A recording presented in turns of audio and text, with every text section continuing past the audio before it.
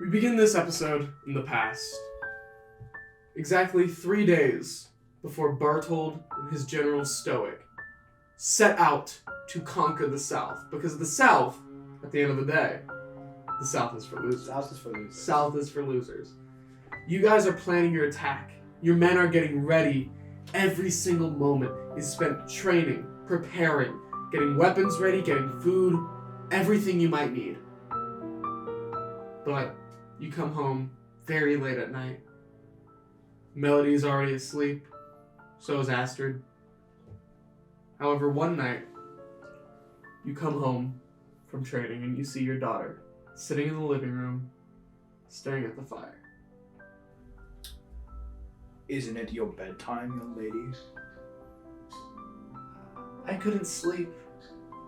Alright, I grab her up in my arms and I carry her to bed.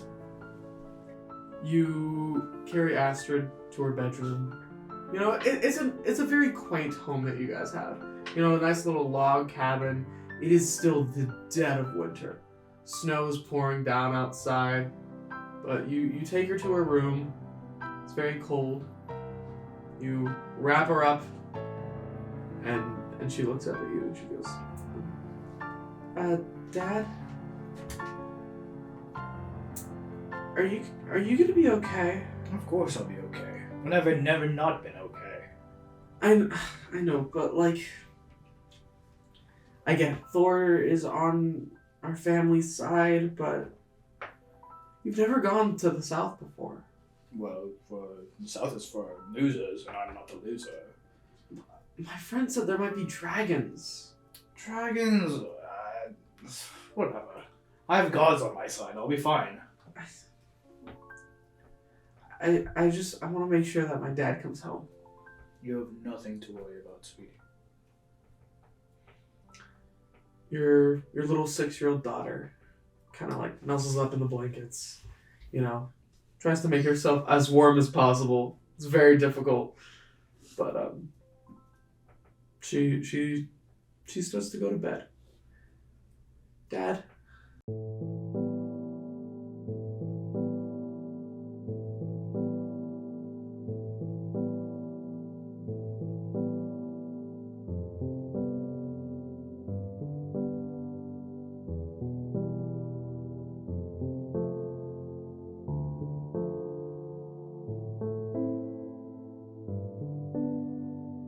My little Astrid, so beautiful, so kind.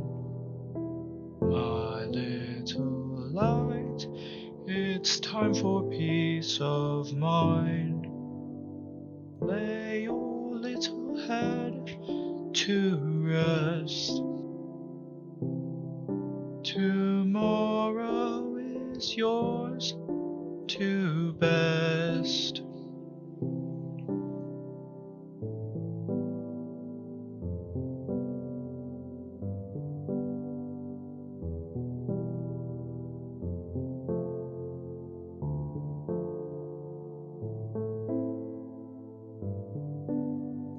My little hero, so brave and so wise. My little Viking, rest not till sunrise.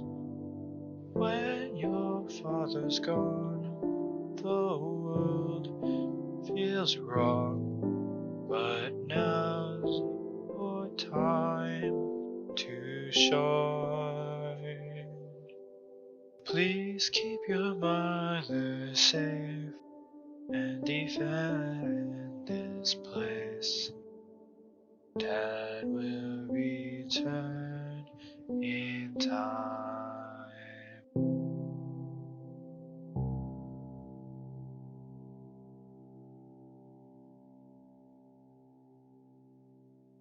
Thanks, Dad. Astrid puts the blankets up and she rolls over. Now get some sleep. You need it. So you can be big and strong like your old man. Ha ha ha ha! Alright, Dad. Good night. Good night. We then cut forward 3 days later, and you're stuck in a test tube. as Gerald drains the magic out of you.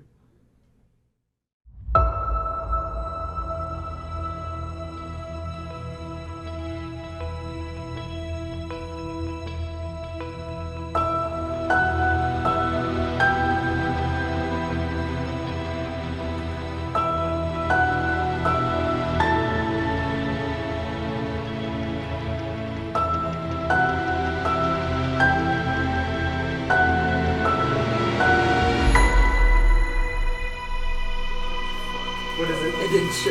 What is it? 20.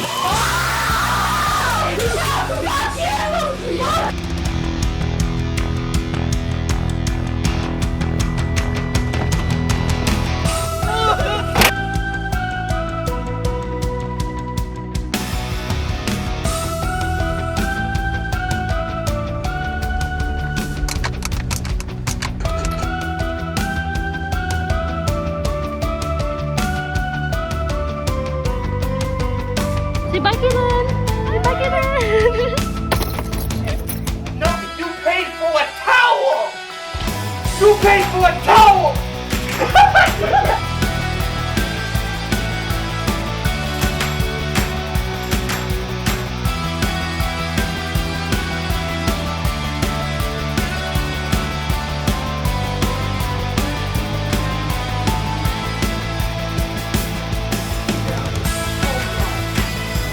I ruined it!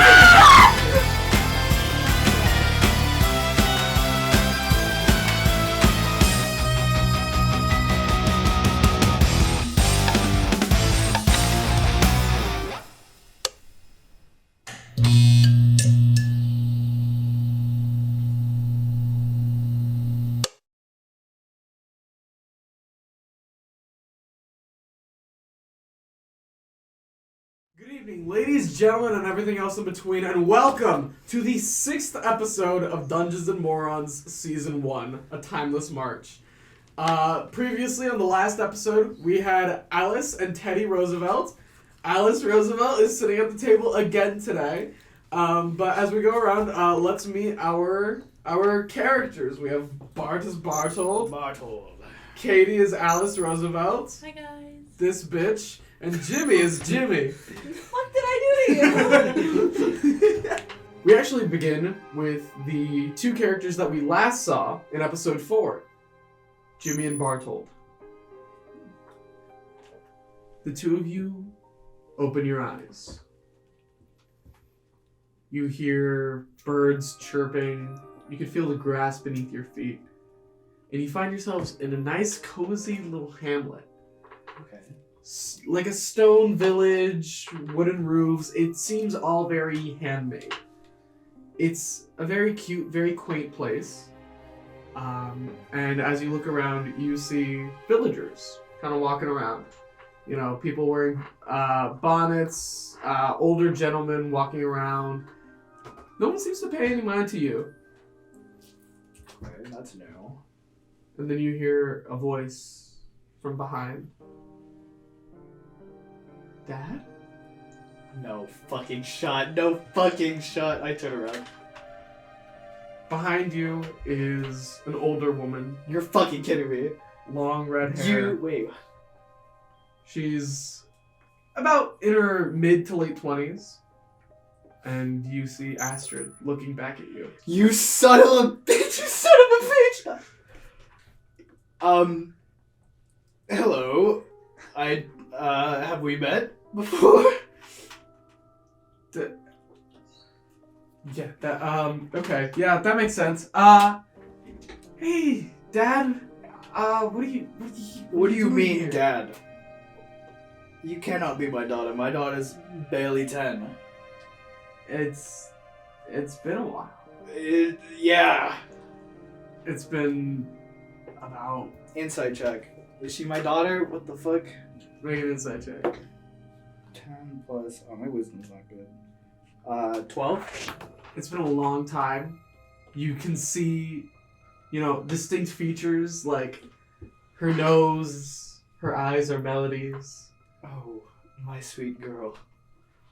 Hey, Dad. Wow. Okay. You're safe. What happened to the village? What happened to your mother? We have a lot to catch up on. We do. About like 200 years worth to catch up on. All right.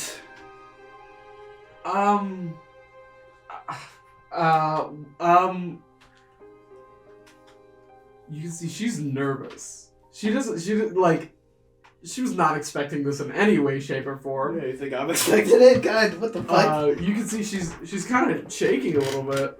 I hold on. First things first. I come up and I sweep her in my arms. Okay. All right. I'm so worried.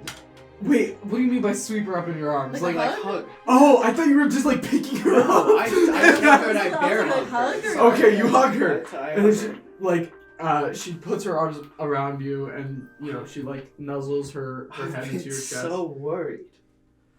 I was worried about you too, Dad. What do you mean 200 years worth? Dad, the village is long gone. What time are we in? I've been doing some traveling. It's the year is well, we don't really have too many kind of years yet. There's no calendar. but- yet? Okay. We're about in the 13th century. Oh God. Oh.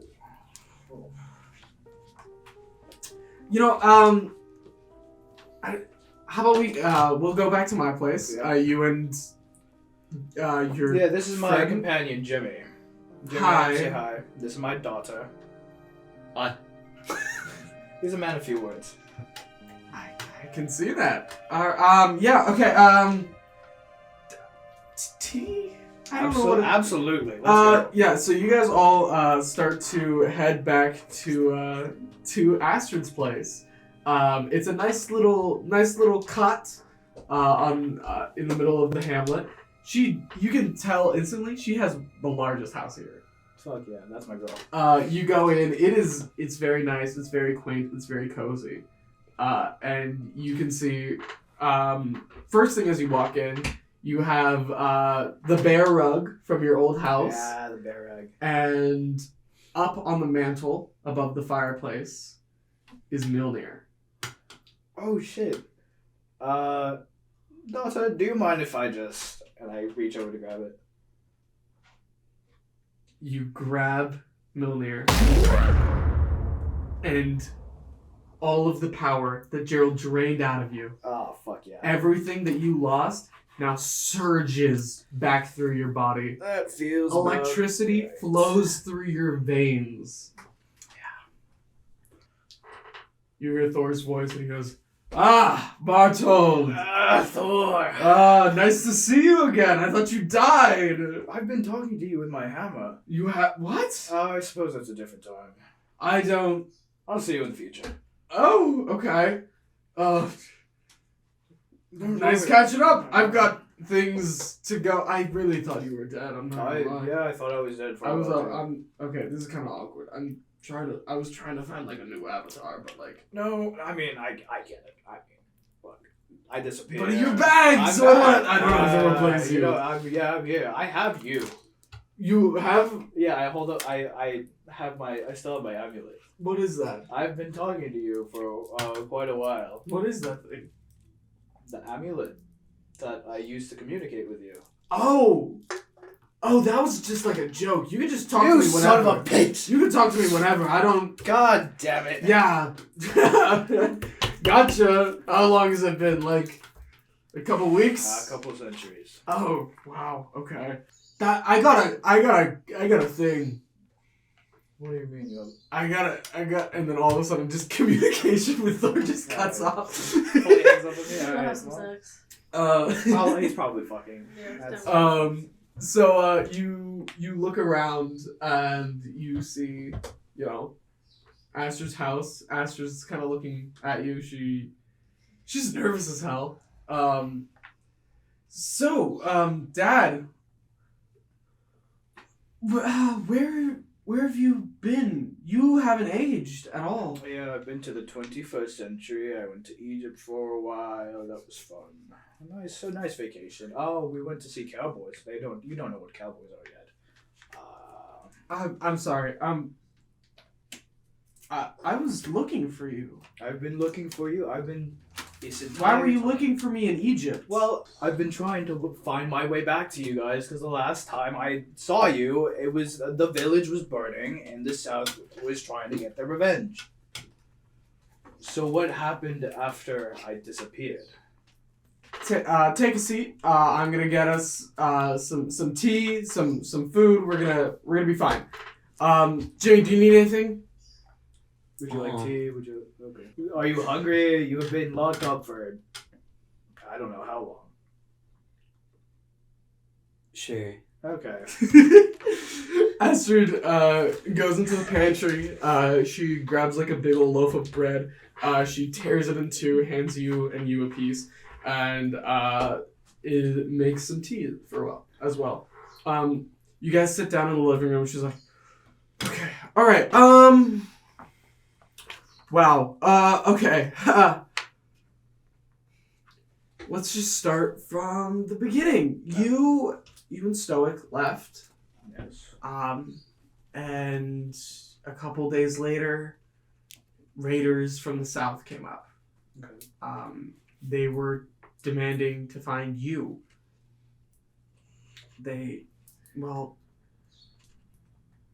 You took their home, Dad. They were not happy. I thought I killed all of them. Well, you didn't. They started burning things down, tearing the houses down brick by brick. Not a lot of people got out, Dad. What happened to your mother? Well, you'll be happy to know that Mom was safe. Actually, you would have been proud of me. I got her out of there. Atta girl. You know, I found your hammer just laying in the snow, and when I picked it up, it let me hold it. I don't know if that makes sense, but it let me hold your hammer. And I got Mom out of there. You know, I got Stoic's family out. We fled. No one was able to find you. I went back a few days later and the place was in ruins, but you weren't there. Yeah.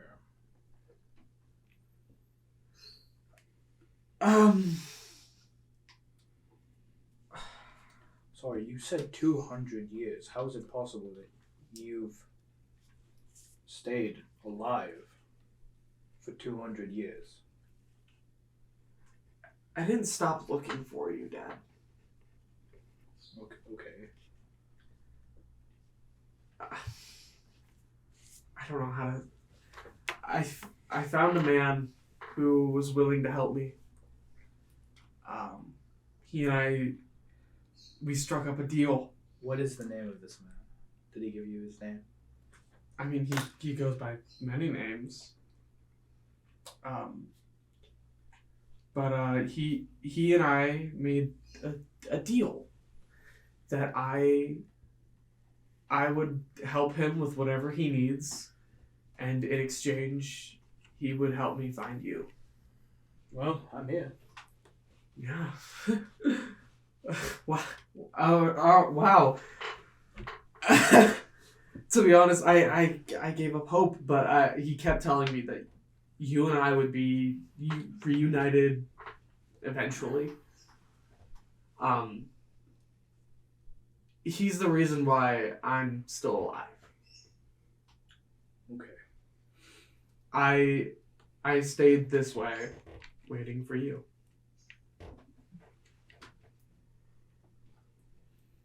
So, anyways, tell me about where you've been all this time. I mean, where'd you get this guy? This lad is, he works with a man who, basically, I disappeared. You saw it.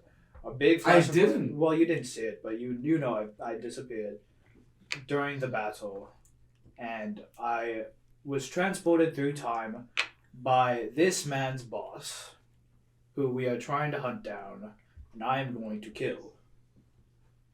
And he has joined our pursuit of this man who has this crazy machine that allows him to try time travel. I think it's broken. Time. You're messing with time? I'm not messing with time. I'm being jerked around. Okay. Not something Get your head out the guy. It's not something you want to hear your dad say. I'm being puppeteered. I'm being puppeteered through time against my will. The last thing I remember was saving the boy from a dungeon where he and his boss were captured, and I gave the man back his leg. How long has it been for you? It's been maybe a couple of weeks, couple of months. Have you seen a man in a very long white coat? Other than him? Other than him. Like the same white coat as him. No, I have not. But Balding, has stupid how glasses. long has it been for you? It's been a couple of months. Wow, okay. Just months. Just months. Not... I tried to get back. No. I get it. Wow. I've seen a lot looking for you. I thought you were gone, so I gave up. And it seems as soon as I gave up, you just, you showed up. Like nothing's changed. Honestly, it's better than, little girls whose dads leave and never come back. You didn't even want to go, but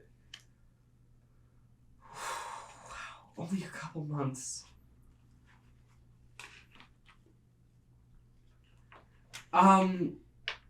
Make yourselves at home. I'll be back. Okay. And she goes up the stairs, leaving you and Jimmy alone in the room. Oh shit. What else do I have to do? Investigation. Oh yeah, shit. Let's. Yeah, go ahead. Yeah, roll to investigate. I'll roll for investigation. What are you looking for? I want to look for things from him. Okay. Fuck. My investigation 0. Meow. That makes sense. I just saw me die again. I have 11, but I have a +3 proficiency and then a +5 investigation. No, so you just add your investigation. It's already calculated. Oh, okay. It's already factored in. Oh, you're good. So 16. 16? Alright, what are you looking for, Jimmy? I don't know. Anything clues? Any clues? I mean, it's a very quaint home. Clues for what? You can tell that, she kind of modeled her home and her decorations based off of your old family home. She tried to preserve as much as she could. Yeah. The bearskin run from the first bear I killed. Despite her only growing up, say, 17, 18 years, it's like she's still stuck in the past. It's been 200 years for her, and she has spent every day thinking about her old life. Well, I appreciate it. That's not what I wanted for my daughter. Jimmy, with your investigation, you don't find anything too out of the ordinary, but you do find, a nice basket of bread and fruit. And that's all for yours for the taking. Nice. Yeah, I grabbed like an apple from it. So this is kind of like the first time your two characters have kind of been together. Yeah, because He was a part of you getting tortured, and then you guys just didn't see each other until he was the one in chains. he fought with us. He's redeemed himself. I believe. I would hope. Right? Yeah. Unless you're planning to fucking torture me again. Nah. Okay. The easiest negotiations ever. Like you you try know, to gain somebody's like- trust and it just goes, nah. I wouldn't kill you. Insight check on Jimmy. Nat 20. Not 20. Jimmy, are you Jimmy, hiding are you gonna fucking anything? betray me? You roll a nat 20. You have to tell him You have to exactly tell what me you're if thinking. I'm not Exactly. hiding anything. Are you gonna betray me? No. Okay, cool. Then we're good.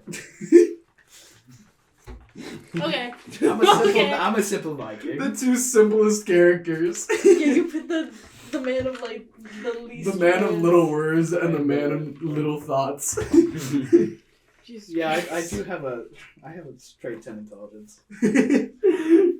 Alright, well, as you guys kind of get cozy, we cut to Alice, Abigail, and Ivy. My other daughter. The last time you guys were all together, Alice had helped Gerald trigger the time I machine. remember, yeah.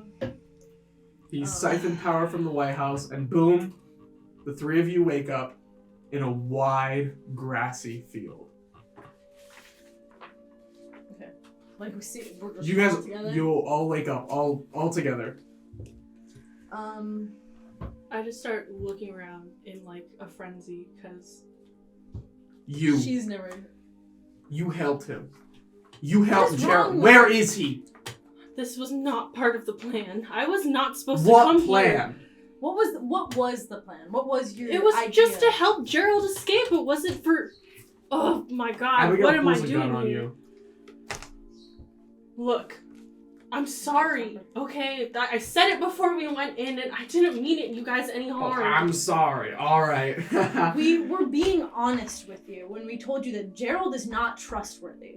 Neither is him. I've basically grown I up with him. Understand that. ruining you my could have life. been real with us. We don't inherently trust him, but we don't trust Gerald either. But Look, you didn't listen. This is on you. You immediately asked me where he was. You were also angry with him. I don't know what you expected me to do. Well, now I'm angry at you, so congratulations. You redirected the rage. I wasn't supposed to come here. I wasn't supposed to be with you guys when you traveled. It was... What was your plan? Why did you do it? I wanna know your reasoning. I just chose a lesser evil that was in my life. And he was better than him in aspects that you guys don't understand.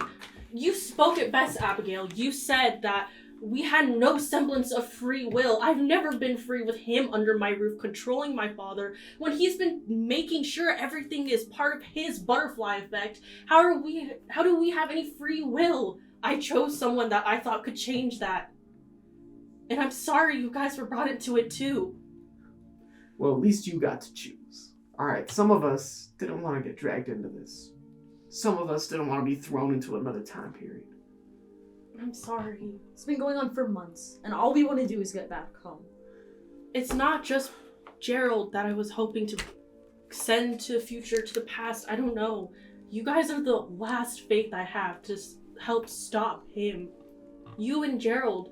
That's why I was You think so... we can trust you anymore? I was so scared for you guys to just go home and for him to just take over all over again.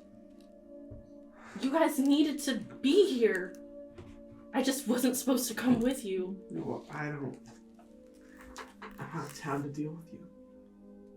Alright. Your own actions brought you here. Ours, it was none of our choice. We need to go find Gerald. And we need to make sure that Alex is okay. Yeah. Alright. Still don't know where the others are, but... We can... I feel like we're getting further and further away. Mm-hmm. Is there any way I can contact him? Oh, fuck. I fucking hate this. You could try. Maybe I'm gonna walk further away. I'll be like, talk to Abigail, then I'll be right back. Alright.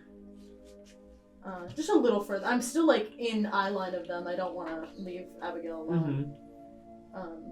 Is there him? Like, can I call to him? If anything happens? I know you can hear me. I'm not a fucking idiot.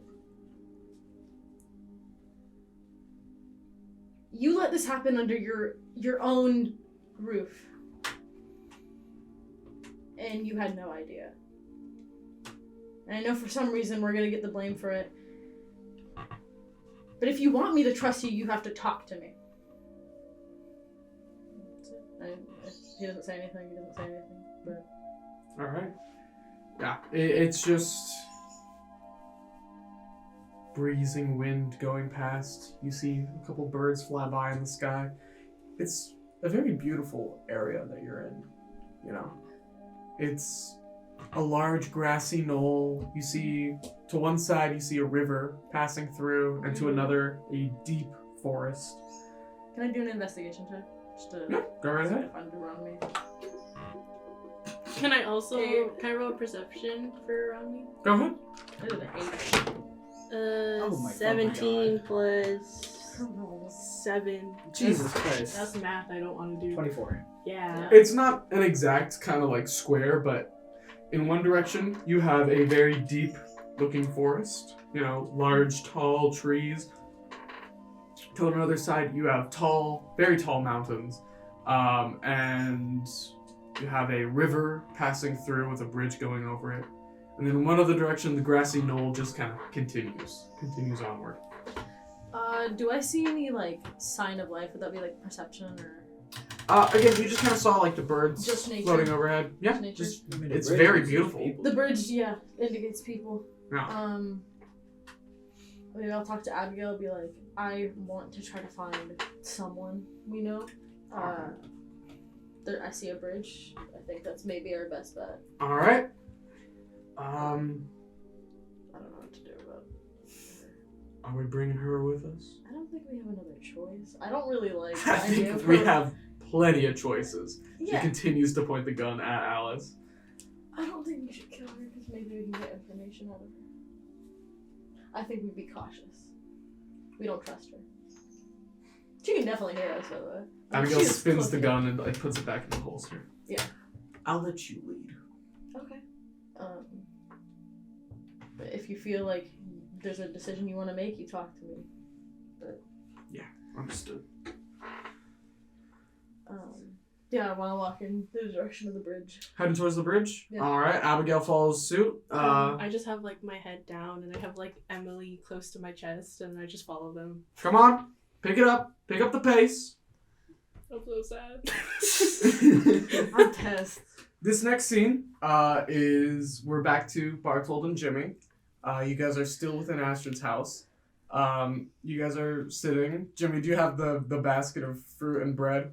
Yeah. She's going at it. Alright, so you hear a door open down the hall, and Astrid comes walking down. You can tell her eyes are a little bit red. She was crying. Alright, Is everything alright? yeah, no, that's, You cannot lie to me. What's wrong? nothing. You sure? Your dad will go beat him up. Thanks, Dad. No, well, let me show you guys around. Yeah, okay. She quickly, she goes to the side table and grabs a little bag of coins. And she's like, alright, come along. She opens the front door, and do you guys follow? Of course. Yeah. Yeah? Alright, so you guys enter this nice little hamlet.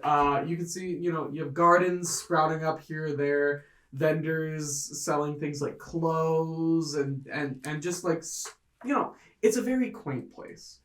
And you look around and Astrid goes, welcome to Eldingcroft.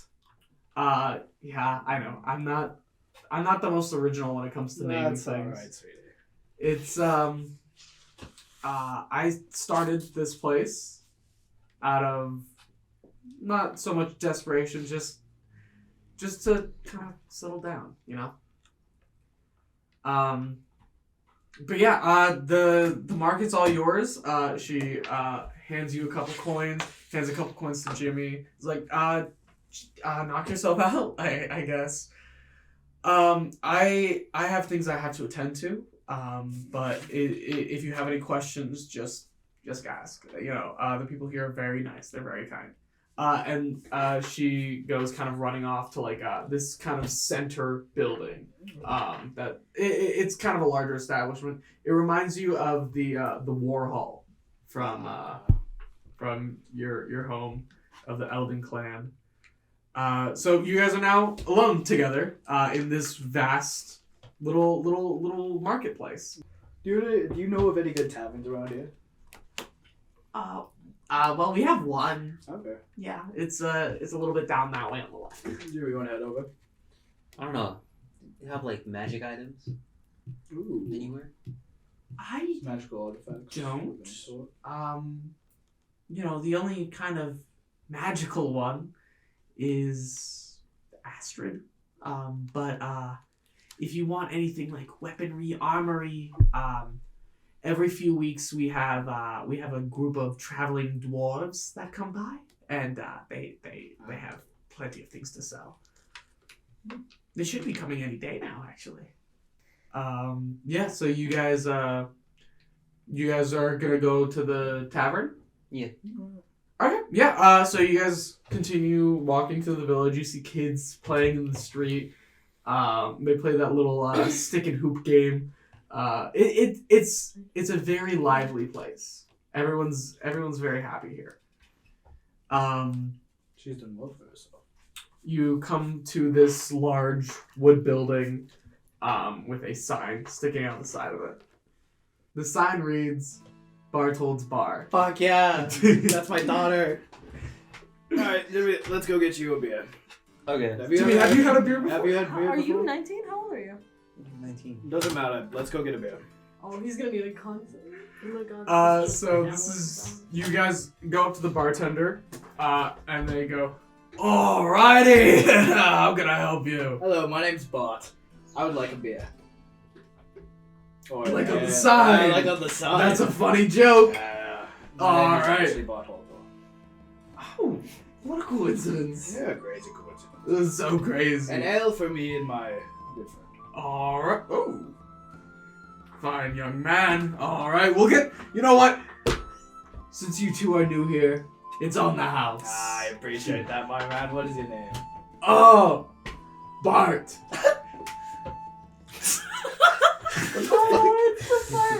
You're Bart. Yes. I'm Barthold. Well, my name's not actually Bart, but Oh. like when we work here, our name's Bart. Oh, I see. Yes, and we give out like advice to everyone. I see. I Yes. see. That's fun. If you want, you can apply for a job here. You seem like kind of the type. I've spent a lot of time in taverns. I shouldn't spend too much more. Aw, funny man.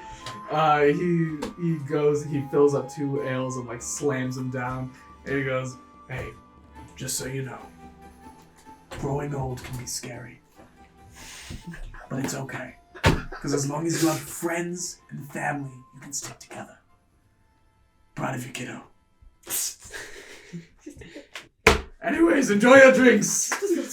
Okay.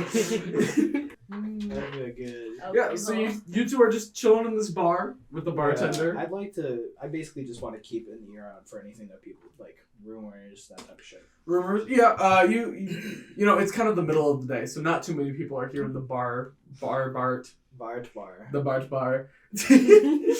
Bart. He's a bartender. Yeah. The Bart. So yeah, you sense the gimmick is like very much centered around you. So all of the people working there are like dressed in like stereotypical Viking, what they think Vikings were like. Okay. And like everyone, like the whole bit is they give fatherly advice and alcohol. Bart, I want you to roll perception or investigate. That's an 18 plus 5 is a 23. 23? 23. Oh shit. Alright, you hear upstairs coughing. You hear somebody upstairs coughing very, very violently. Bartender, is everything okay? Sorry? What's with the racket? Oh, that's just one of the owners. Don't worry about him. Inside check, motherfucker. Go Your ahead, make an average insight check. 17 plus 19. He's like, oh, well, yeah. One of the owners of the bars. He's fallen under the weather. Is he full of shit? Is he full of shit when he's saying this? No, he's fully genuine. He's just fallen under the weather. Well, I'm a bit of a healer. Maybe I should go and talk to him. Listen, if you want to try, go right ahead. Jimmy, we have something to check out. Come with me. Okay. He's just like, he opens the back door and is like, go right ahead. He's very trusting. All the people here are.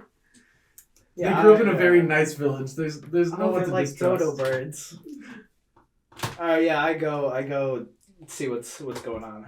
You go upstairs, and you see, a pretty burly, hefty man, thick beard, kind of like a Viking, and he is laying in a bed in one of the upstairs rooms. Knock. Hello. Hello. Who is it?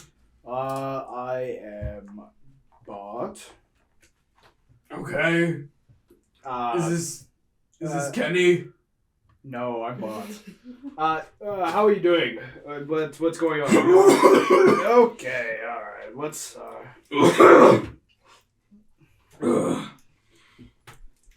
Is your body okay, or are you dying? I'm fine. I feel like you're bullshit right now. I feel like shit. What is your name? Bart. Alright, motherfucker. What's your real name? Like, I know everyone in the bar is named Bart. Oh no, I'm Bart. The bar's named after me. Oh. Wait, what the fuck? But I thought... Alright, well... Well, I was named after a Bart. Oh, that's interesting. There's a lot of Barts in this village. My boy, he's Bart as well. God, it's like... Astra's got bad daddy issues. Yeah, I just assumed so after her father fully disappeared. Yeah. Like, essentially, she brought up this town and sired everybody, and she talked a lot about you. So you're like Matthew or David. You are like a huge historical figure. So, in this town. So everybody knows you. You can come in if you want. I don't... Yeah, I want to take a look at him. You enter the room. You see he is laying in the middle of the bed. I fully thought it was gonna be hiccup or something. He is very, very under the weather. You see his skin has turned pale. He's got deep bags under his eyes, and the windows and blinds are closed. Can I make like a medicine check to see what's up? Go ahead, make a medicine check. I just want to help my guy out. He's looking low on the weather. That's a 10. I will say, with a 10, you don't notice too much. Okay. This is something that you, Barthold, would not really understand. Yeah, I'm not a medicine man. But you see like little pustules forming on the guy's skin, and they're just as black as the bags underneath his eyes. Oh, that's bad. And sitting around the room are like scented flowers. Like despite this looking like a room the plague where a dude's very sick, fuck. It smells really nice in here because of all the flowers. Oh my fucking god, he gets the plague. Barthold wouldn't know that. He got the plague. What the fuck is that? It's just a little cough. I'll be fine. Are we alright to be in this room or? Probably not. Alright, we go. Bring hell! Yeah, sure. As you guys run out of the room, you leave his door wide open. As you run out. Yeah, I probably would. Yeah, Can I go back and shut it? you can if you want. You might endanger yourself, Jay. I want to shut the door, and then I want to use a movable object on the door. You want to just trap him in there? Honestly, it's the best idea. Yeah. In there, more people. All right. So yeah, does that require a concentration spell? Is it concentration? No. Holy shit. Just 1 hour. It just stays immovable forever. For an hour. Not forever. For It's an hour. Okay. Yeah. Just So you essentially lock the door on him for an hour. This poor old man. You hear him coughing as you guys kind of go down the stairs. As you enter back into the bar, you see the bartender Kenny, who was helping you earlier, and he's you didn't notice this earlier. Around his wrist, he has a little pouch, and he like takes a sniff out of it every so often. Hey, my man, are you feeling alright? I'm feeling fine. Took a sniff for you, dude. Like, Huh? do you like the smell? Oh no, it's just it's meant to smell nice. I could get you one. Oh yeah, from where? There's a nice little nursery garden area down later in town. You can go check it out. Oh, maybe I will. All right, it was a pleasure seeing you. Pleasure seeing you. Please come back again anytime. Of course, pal. Of course. Jimmy, we gotta go. Jimmy, we fucking we're can't out. be fucking day.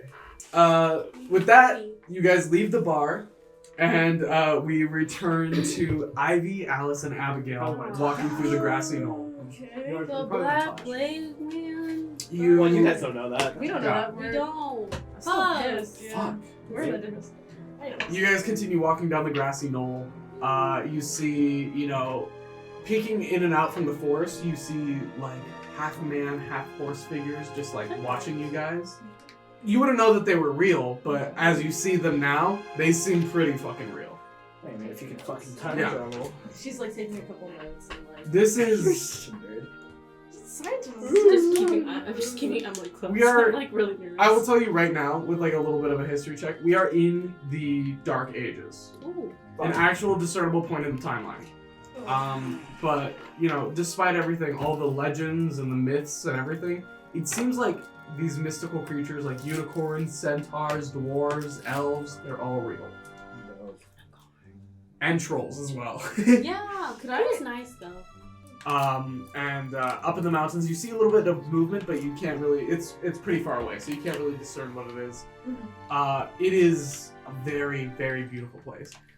And in the distance, you see somebody standing atop one of the hills. You guys keep walking towards him.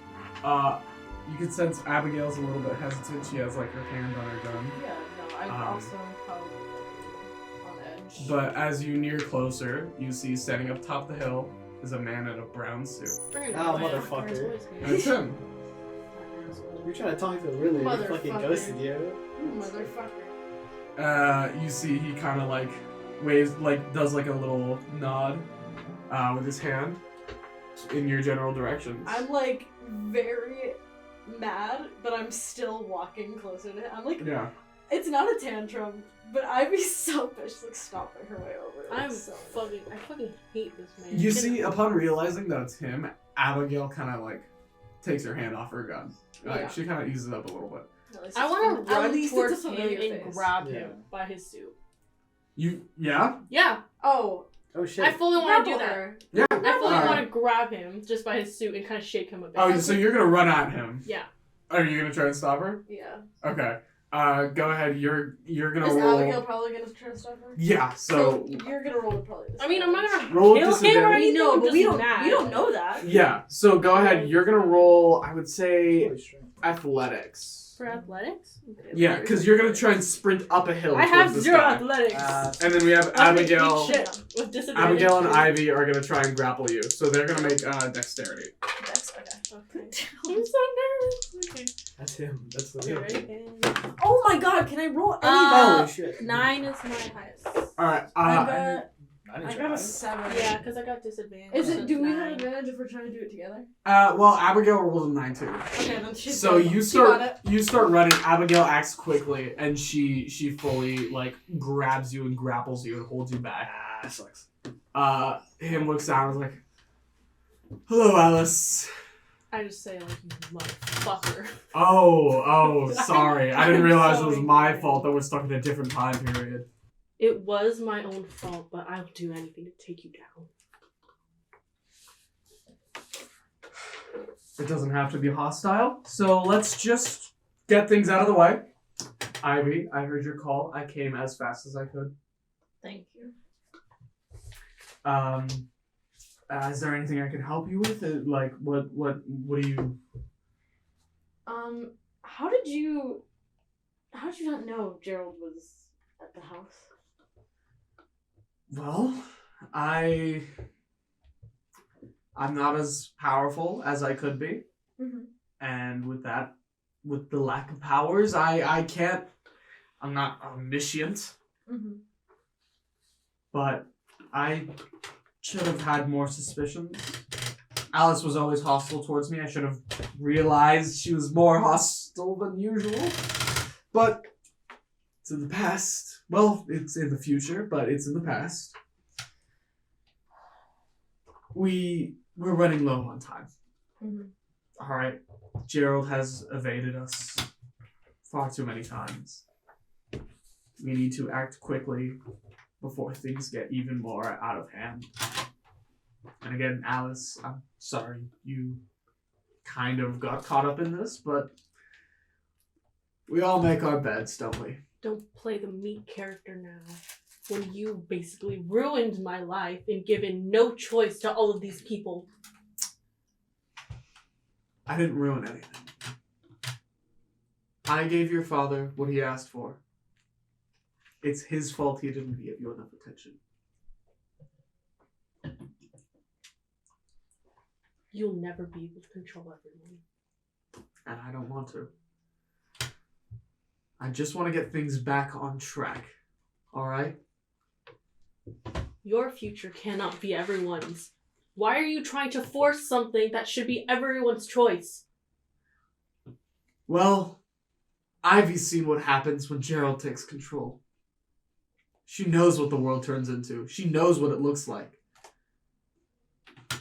I don't want nuclear warfare, alright? I don't want cybernetic limbs being the only way people can survive.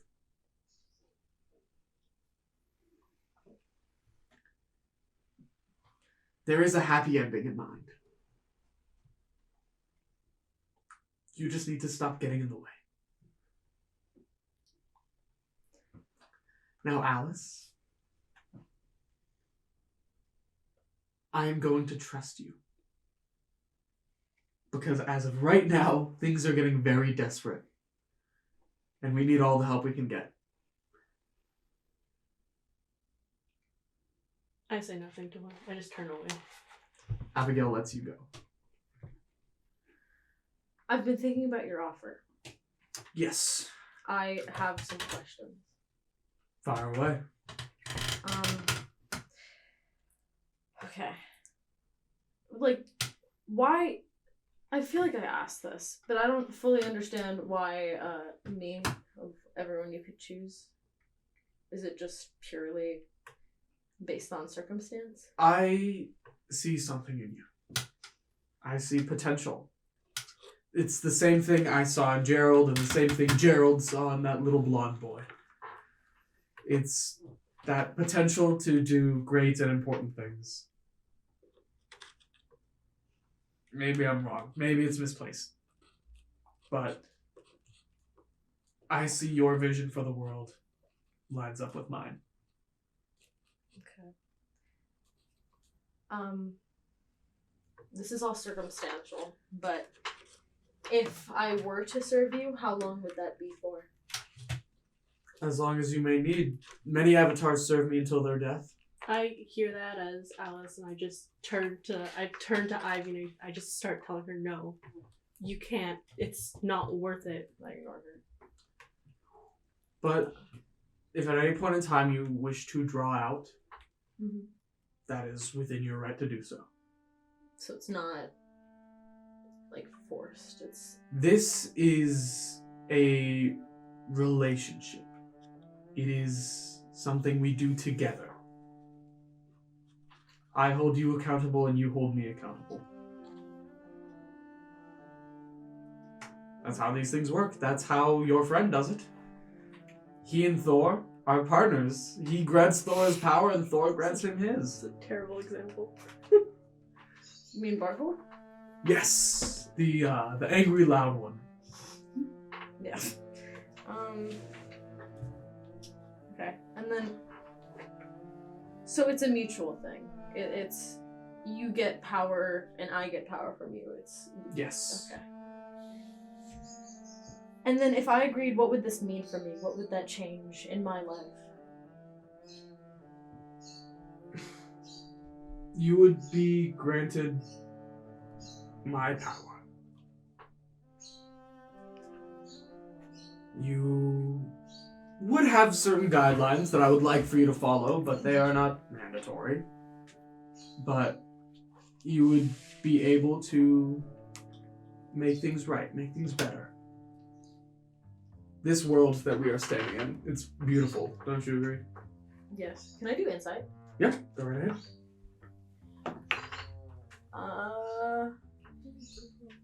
Finally, 17. I just want to see if he's like telling the truth. He's telling the truth. He has yet to lie to you. Okay. This world is vibrant with life, with beauty, with many different species, all intermingled. He looks over towards the forest, and you can see the centaurs are still watching you. Their bows drawn, they're hesitant, Yeah. but they see you. But in a few years, humanity's mistakes could wipe this all out. I want to bring it back. I want to bring back the beauty, nature, life. I cannot change the past, but we can work together to ensure a specific future. Many difficult decisions will have to be made along the way. Many people will have to die, but many lives will also be saved. He's kind of saying like all of the right things for Ivy. Like the values wise, this is everything Ivy wants to hear.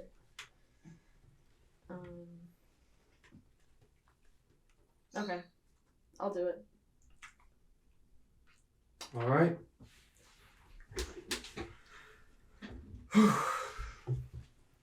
You know what? Actually, I'll give you some more time for consideration. Okay. We're gonna go meet another one of my avatars. Fucking no. I knew it. Yeah. And you can ask her whatever you want. That actually sounds very good. Again, this is not about, winning or losing. This is about restoring order before Gerald can break things even more. Mm-hmm. Let's go.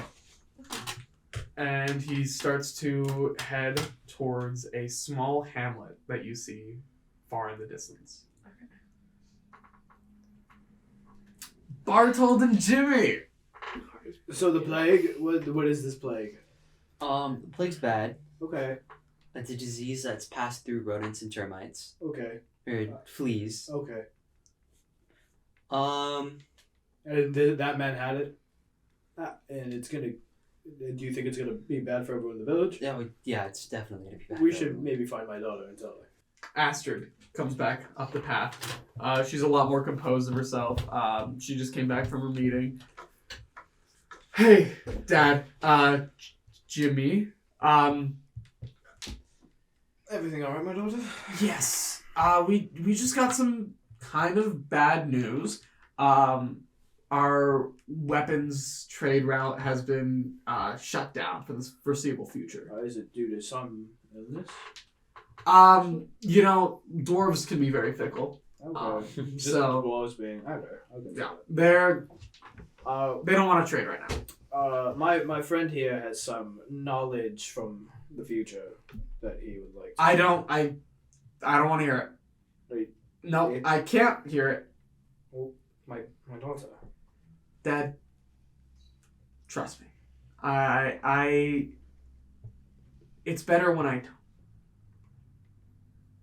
Don't what? Don't what? know the future. Your people are in danger.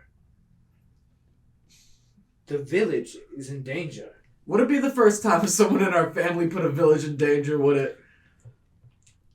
Ow! I didn't... Listen, Dad, whatever you know, it has to wait. Okay. We can't be messing with the past. Alright. All things are as it should be. That doesn't sit right with Barthold, I don't think.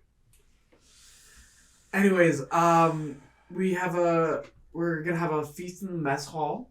You know, A feast? With yes. a gathering of people. Yes. I think... Depends. It's a little... I'm fully trying to get out of that situation. I think it's been a long day, and I think me and my friend here... a lot to me if you met the people. They know about you. I've told them about you. You're Jimmy, you don't. You're kind of like a legend around here. Jimmy, you don't have to go. I'll go. You can stay if you'd like, but there's gonna be a lot of good food. We're working on a very large roast, and can I sidebar with my friend here? Can I just give us a second? You close the door, leaving Astrid out of her own house. What's it? Yeah, that's fully fucked. That's a gathering of people, and there's a big disease going around. She knows something. Does she? She knows something we don't. Daughter do that? Can I roll insight? After, when the door's open, yeah. Sorry. I'm sorry. Listen, Dad, it's okay. I get nervous with these things too. You don't have to go. I'll go. 20. For insight. Would you roll? Insight. Nat 20. Nat 20? Nat 20 insight. Yeah. Okay. Tell him everything. What's happening? One thing you notice, Jimmy, that Barthold doesn't really seem to notice. Despite having very similar eyes to Melody, her eyes have a hint of blue in them. My eyes aren't blue. Right? Your eyes are not blue. What the fuck? Jimmy, you notice this. You notice there's a difference between their eye color. They still look like family. They look very similar, but her eyes are blue.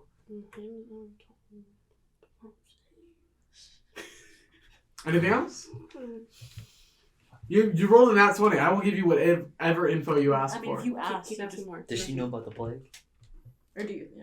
Yeah. She doesn't seem to know too much about it, but she knows that there is an illness going around. Does she know it's gonna kill everyone? Astrid's like, listen, guys, you don't have to go. It's just You asked my daughter. my people are very excited to meet you. I will go. You sure? Of course, you're my daughter. I should make up for lost time. Okay, thank you, Dad. Thanks. It means a lot. Anything for you. If she knows that there's a plague, she would want to Upon agreeing to this, Dad. Ivy, Alice, and Abigail walk into town. They enter Elding, and you guys see the same thing the others did. A very cute, very quaint village. And him is leading you guys through the town. Okay. Many people seem to recognize him. They wave at him. He nods back. It is a very, very happy community. I will warn you. Your friends are here. Oh. Do you know where? Exactly where I'm leading you. You guys see Barthold, Jimmy, and Astrid standing in Astrid's doorway. I remember we walked up to them, yeah.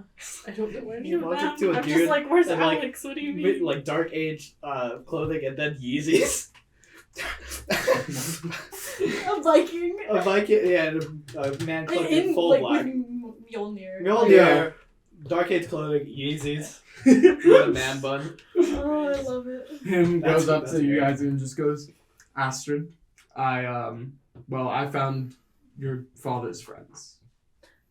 Oh, hello. Hi. Astrid, nice to meet you. My daughter. Where have you guys been? In this village, my daughter's village. I thought she was gone, but fucking confused, man. We didn't. Did you guys go to,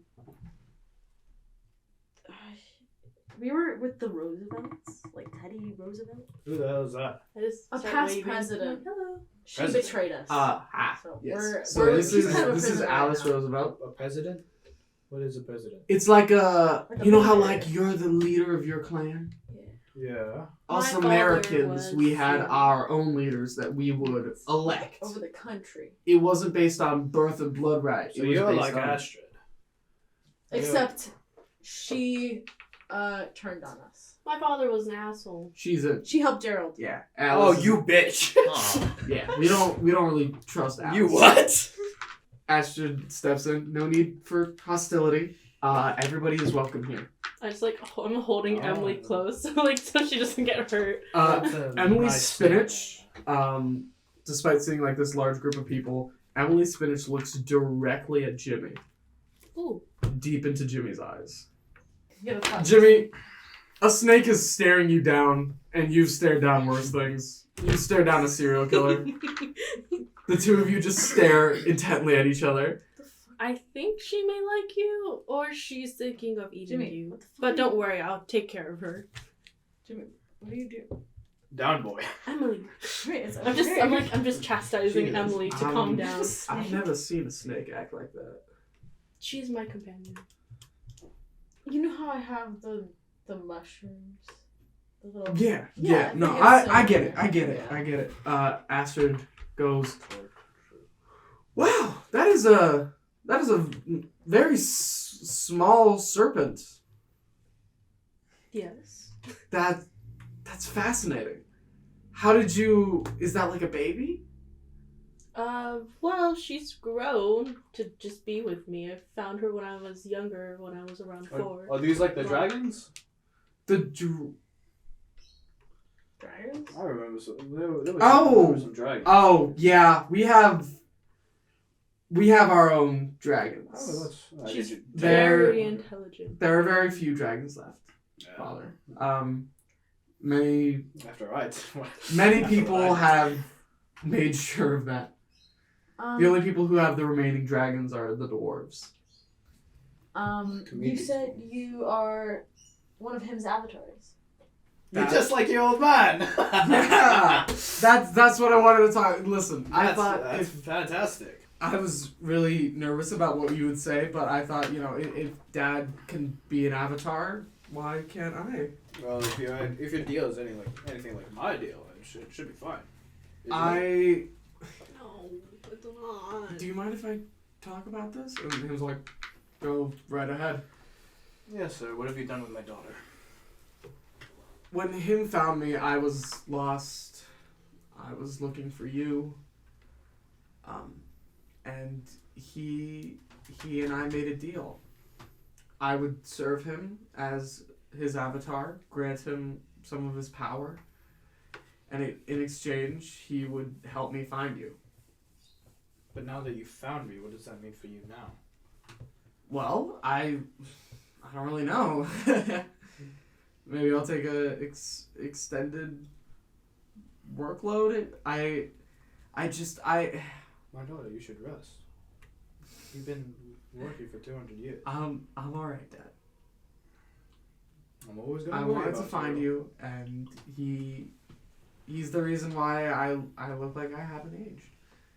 Because I was waiting for you. I'm so pissed. I'm so fucking mad. Oh, Dad. Sorry, my love.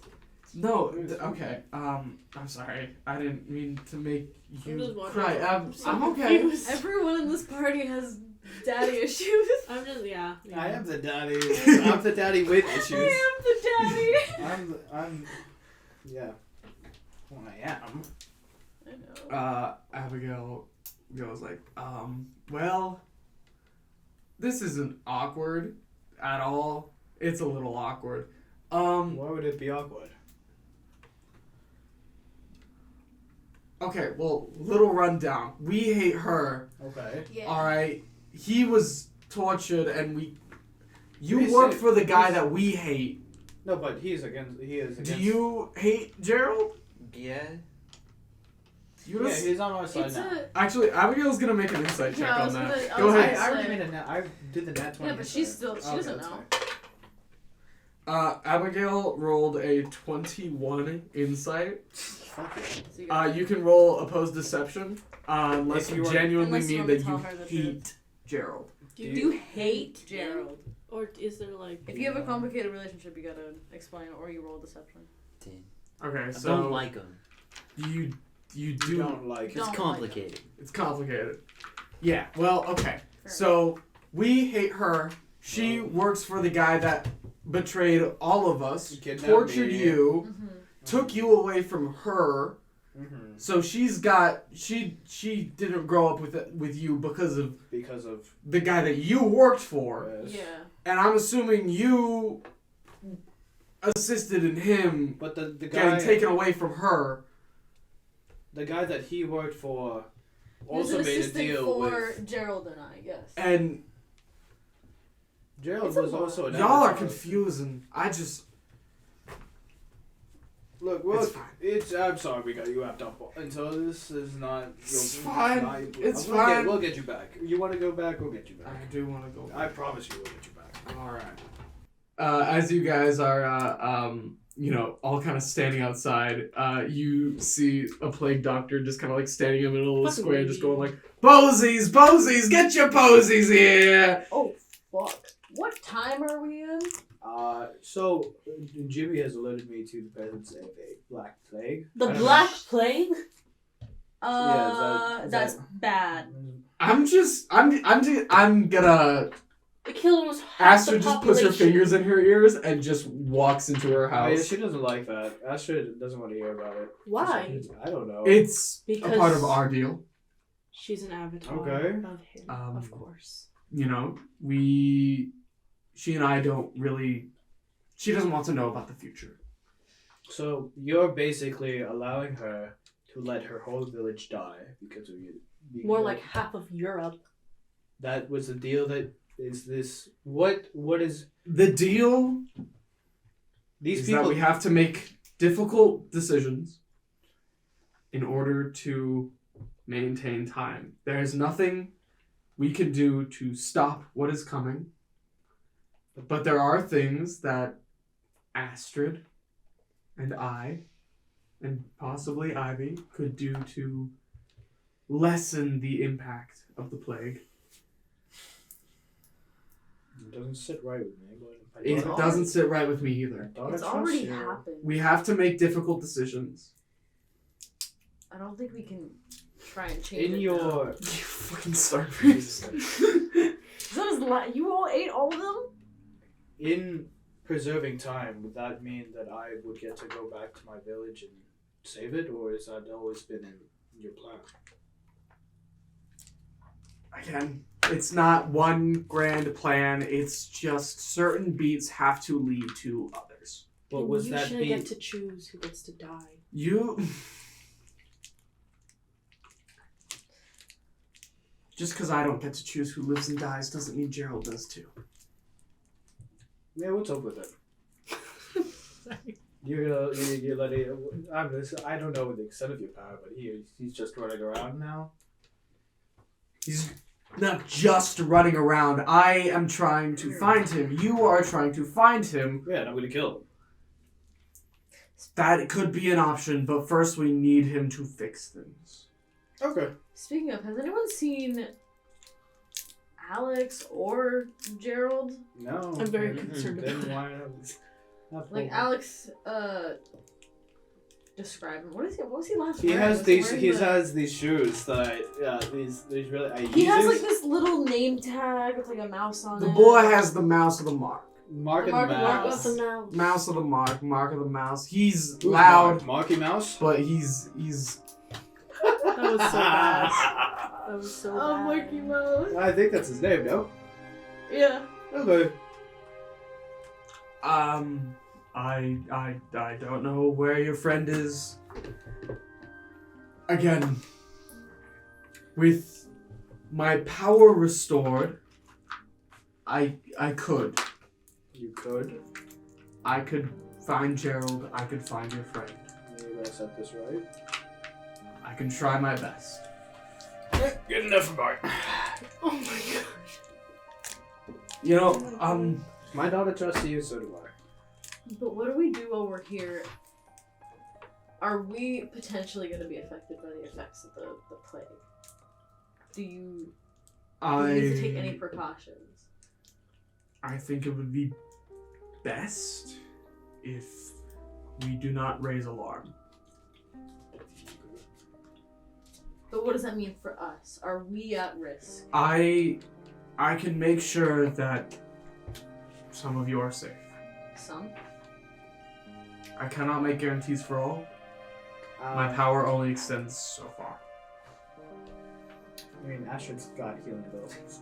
Astrid doesn't give two She shits can about remove it. one disease. Yeah, but for her dear old dad, I'm sure I'll be fine. Right? Yeah. You guys are still standing outside, and then Astrid comes out, and she's like, we're good, we're done, Yeah, we're done. we'll to stop. the feast. Uh, To the feast. to the Following feast, along. everybody. Know what's happening. To the feast.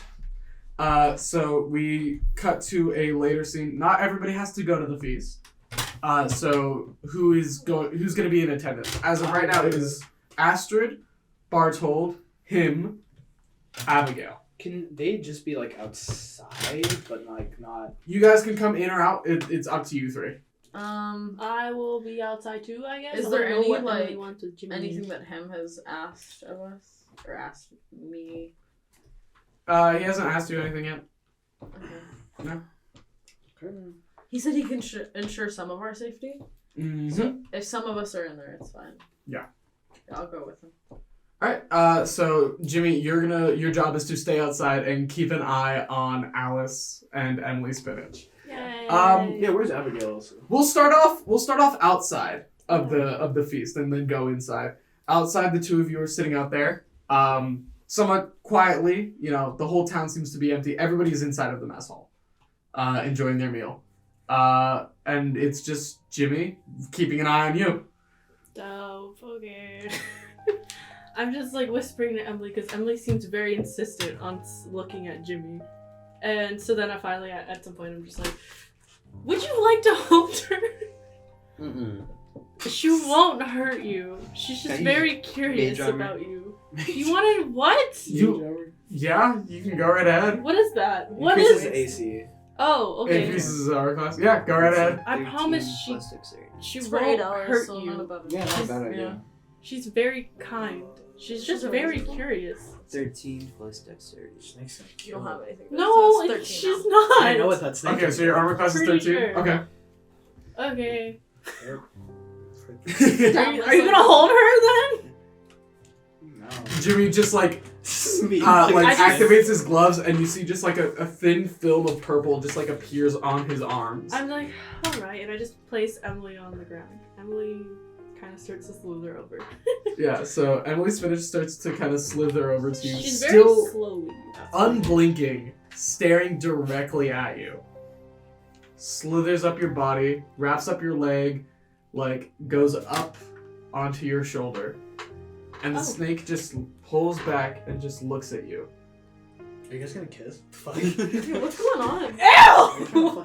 No! Excuse me! Emily Spinach is gonna make an investigation.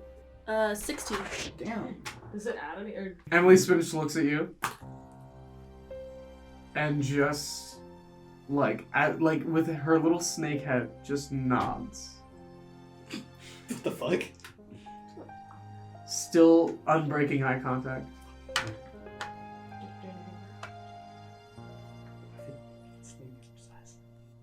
I'm just watching this interaction and she's never done this before. Call the snake back. Emily, come back. Emily slowly pulls away, slides down Jimmy, and goes back to Alice. I'm sorry for her actions, but Come on, Jameson. usually the only one she responds to is me, but she seems very responsive to you. What's happening? Okay. Anything in response, or are you just gonna stay silent? Can I use a movable object? On what?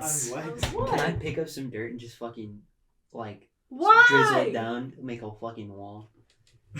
Of just tiny dirt particles that you cannot get through? So that's actually kind of cool. So That yeah, is really cool, but also, what's the point? you You're supposed to pick be up the dirt. watching me. and your glove begins to hum as you drop the dirt, and as it falls, it just stops midair, creating a little curtain. You can see through it, but it's this Really cool. thin curtain of dirt that is just stuck in place between you and Alice. I'm just. That's fucking I sick. see this happen, and I just get up to Emily, and I just bring her close to me, and I'm like, well, I suppose it's just me and you again, Emily. It's not the first time this has happened before, but this isn't very ideal, is it? And I just just kind of curl up, Yeah. holding her. I'm so sad. You guys are now inside of the dinner hall, the mess hall. The entire village is here. They're celebrating. Booze are all over the place. More ale! More ale! Astrid is like drinking with you, going shot for shot. That a girl! She got her drinking gene from you. Yeah, She's very good at holding her drinks down. Him is standing in the corner, just kind of like watching patiently, looking over the crowd, nodding. Astrid stands up. He's like, "This day is for happiness. Alright? My dad, who all of you know about, because I can't stop talking about him. He's so cool. But he's back. My dad is back, and this is him. Like, I know you." She points at like a little boy who's just like kind of like nervous. He's like, "I know you. You're named after your dad, and your dad is named after him because of how cool he is." Hello there, boy. Listen, there's not too many people in the village also named Astrid, which is fine. I don't think about it that much. But it's awesome that you guys are all named after my dad. I'm so sober. Dennis, I love you. Not in that way, though. Who the fuck is Dennis? He works at the bar. He's the one he got us the drink. Oh. Hey, alright. Is he really? I thought it was Kenny. Oh, no, there's a lot of people who work at the bar, Dad. How many people work at the bar? It's a big village. We got a lot of kids, and the kids grow up. Okay. I made this place, Dad. I made it. Yeah, you did a very Are you good job. proud of me? Yeah, you did a I good job. made this. You made a Yes, village. yes, you I did. made a village. Yeah, you did. You did very well. Thank you. Oh my Nice. god. So sober. I'm so happy right now. Can I have a steak? You should have some water. Can I do a perception check to see if there's anything like weird going on around? Oh yeah, go ahead, make a perception check. What's Ivy, you're standing on the edge of the room with him, overlooking this massive feast. Everybody in the village is very, very happy. Mhm. You know, they're having the time of their lives. They're enjoying life in the moment as it is. Mhm. And him looks at you like, all right, if you take this position, I cannot guarantee that it will not get ugly. But if you choose to become my avatar, I will do everything in my power to get everybody home. And get everything as it should be. For the sake of us, we need to get back home. I want to speak or stop Gerald. I can't. Do not worry. I will do everything in my power to stop Gerald. Okay. If you shake my hand right now, you will become the avatar to the god of time. I stands there for a second bit, just contemplating a little bit.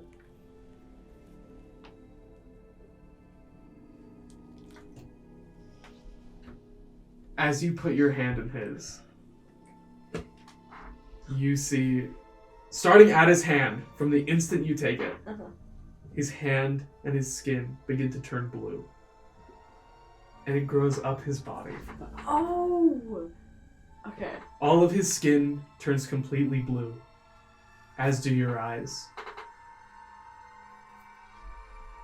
You feel a rush of adrenaline. You feel his power surging through you.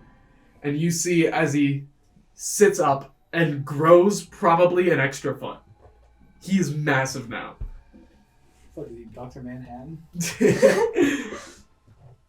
He looks at you with his red eyes. And he nods. Wait, red as in... Wait, isn't that... His eyes were once blue, but upon making this deal, her eyes are now blue, and his have turned red. Okay. And he nods, and he goes, "We're gonna do great things." Since that happened, do I notice my daughter's eyes? Like, did anything Deep happen? blue?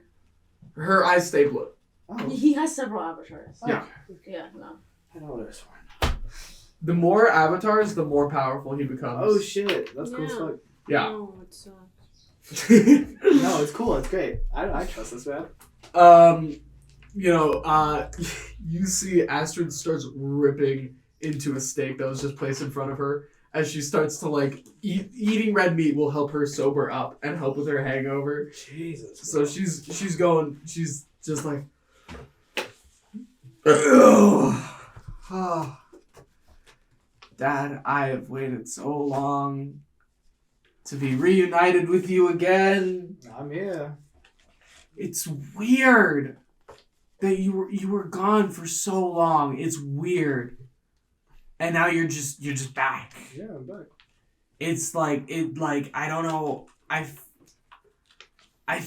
feel like I should be like so happy and crying, but I feels weird. You know, everything I've ever wanted.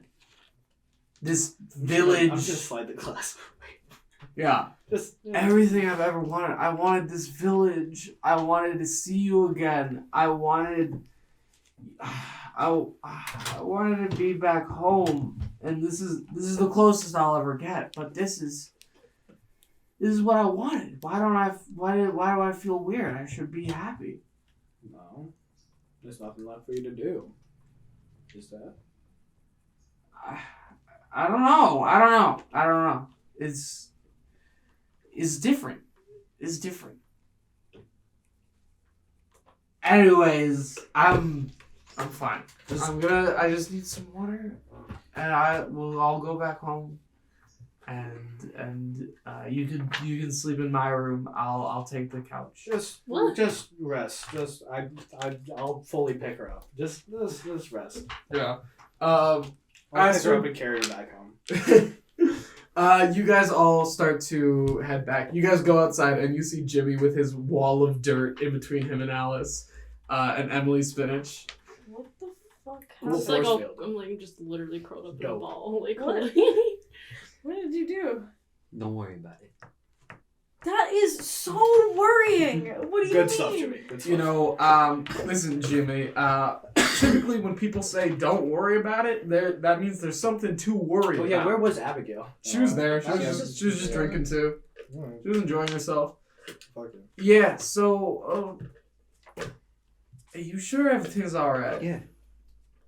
I don't know you too well, but You can, You're not feeling a little fucked up from the whole dungeon torture I thing? mean, you can talk to us.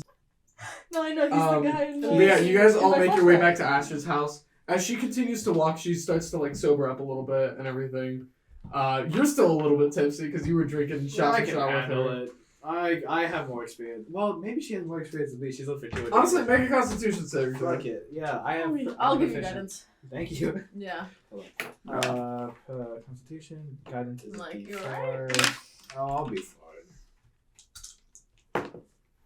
Fuck, no, I won't. Constitution is a 6 plus 3, a 9. All right, you're also tipsy. You're very drowsy. You're getting very, very tired. I'm an old man. You guys all get back to Ash's place, and she's like, "All right, it's a big place, but I was not expecting a whole time traveling party here. So we got a couple rooms. Dad, you can stay in my bedroom. There's 3 bedrooms. Mhm. So there's Astra's bedroom, which she's offering to you, Barthold, and then there's 2 other empty ones for guests. Okay. I think someone should probably watch over her. Yeah. But I'm just gonna pick a room. I don't care who goes in with me. Abigail Alright. Abigail is tired as hell. So So she like how's she be like looking? How's she doing? she's tired. She's Drunk, a little exhausted. drunk. A little How's her drunk too. constitution? You know, she has had a rough couple months. Oh, that's fair. You know, she Yeah. had some time to relax at the White House, but then everything got thrown up into the air again. Does Yeah. Astrid have a fireplace? yeah. Yeah, in the living Is room. it, is it on? Is it on? Yeah, Is Okay. there seating? I'm just gonna sit down just with my legs You wanna- up you like wanna in front of the talk to fireplace, and I put Emily like on like one of the warm stones so that she's like enjoying it, soaking up the heat. And I just kind of sit can there watch over looking really sad and contemplatingly at the fire. So, Astrid and Barthold, you guys are gonna go to bed first. Because you're tipsy, you're drowsy. She shows you to her room. Very nice room. It's a huge bed. So you can spread out as much as you want. Alright, my daughter. If you're sure you don't want to sleep in your own Dad, bed. it's fine. It's all yours. Okay. You need me to sing to you? I'm alright, Dad. Alright. So you get us to the bed. She like turns out the lights around the room. Make another Constitution. Fuck yeah. Disadvantage since you're laying down. That's a 19 and... Ooh! 18. Damn. So that's gonna be a 22. Alright. Absolutely zero urge to throw up. You can keep your booze down, but you are very quickly falling asleep. Astrid turns out the lights around the room. She leaves a little glass of water by the bed. I'm like holding meals here. You're holding Milner like a little baby. You know, you're pretty much like asleep. No. And Astrid sits over your bed. And she just kind of starts to hum to herself. And Astrid sings a little bit under breath.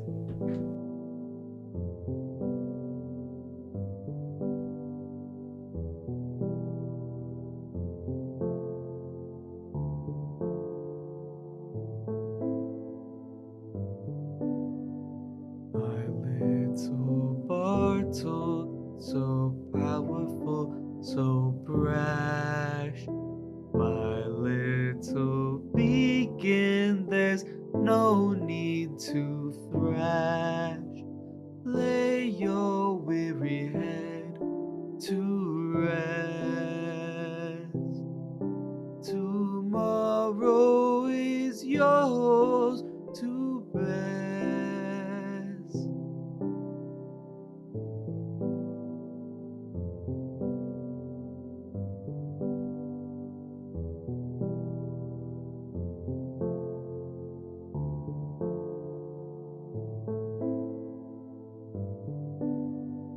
My little hero, so brave and so wise. My little Viking, rest now till sunrise. The battles are won, you're halfway done. Your daughter has learned to shine. Yes, Dad, I kept them safe, and I grew up with grace. Your little girl is fine.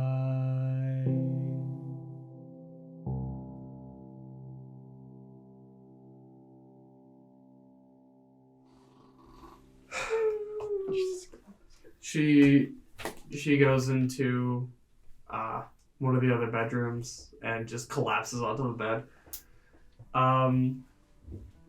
Abigail comes out from the room. She's wearing kind of like a nightgown that she found in one of the closets, and she is so fucking exhausted. She sits on the couch beside you. It's like, wow. All right. Big day again. Your eyes look nice. She comments on the bright blue shining eyes that you now have. I haven't seen them. I feel different. Your eyes are blue. Like bright blue. Brighter than mine. She points at her blue eyes. Oh. Okay, that's new. I thought you were gonna go to bed. I just... Fucking obvious, Jesus Christ. I still got a little bit of energy left in me. Anyways, I don't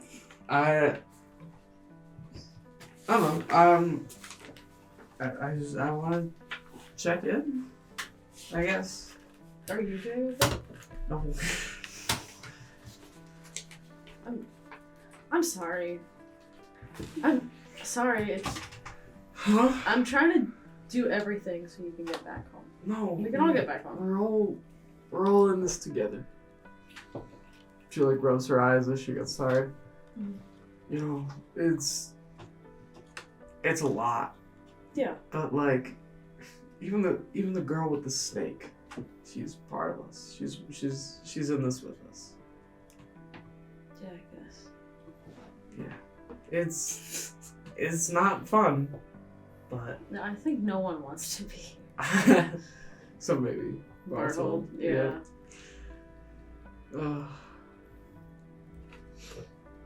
I don't know why I want to go home. Comfort? Is there? It was fine. It was all right. You know, I've seen what other futures, other timelines have for me. You know, there's a lot of options. I don't know. I miss, the consistency, I guess. My whole life has been thrown out of whack. Every other week, it's something new. I just miss waking up, going to the saloon, watching the mayor play poker, serving drinks. It was simple, but I miss the simplicity. I guess I get that. I think when you look at it, I don't have a lot back from me at home. I don't have a family, a partner, friends. But at least I had consistency. At least I had my work. I had something. I mean, I have people back home. I have the girls. I have the mayor. I have... I don't know. She says the mayor, and I'm like... I also... It's not my place for me to tell you what to do in your life, but I think that you were strong, and you shouldn't be treated that way.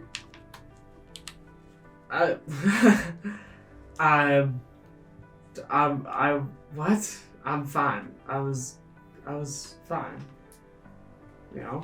I was living life. In my time, women are able to be a little bit more, not even a little, they can choose for themselves. And I know that you're strong, and I know that you have the power to make your own decisions. So if you want to stay with him, that's your choice, but I think that you deserve much better.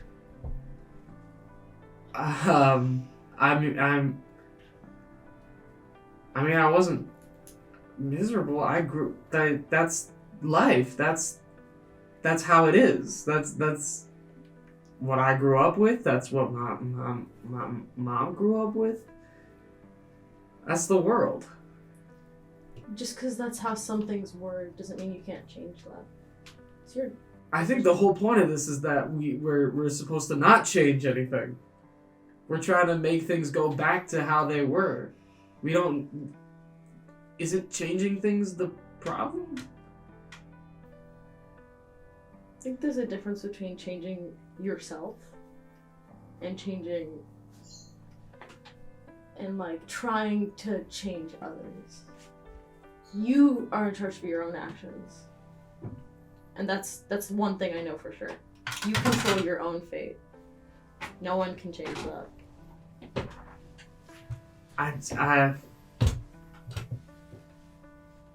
Listen, I'm alright. I'm fine. I had a little... I'm talking too much. I drank too much. Just forget I said anything. I'm gonna go to sleep. Okay. It's a big bed. Anyone can join me.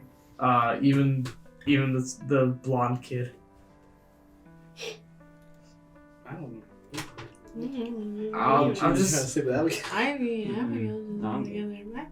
Where are you going, Jimmy? I mean, there's two beds. One is taken up by a passed out Astrid with space next to her. Barthold would probably kill you if you shared a bed with her, but it'll be fine. And then there's Abigail, who also has spare bed. Yeah. I mean, there's 3 of you in the living room. Currently. Yeah. Yeah. What do you want to do?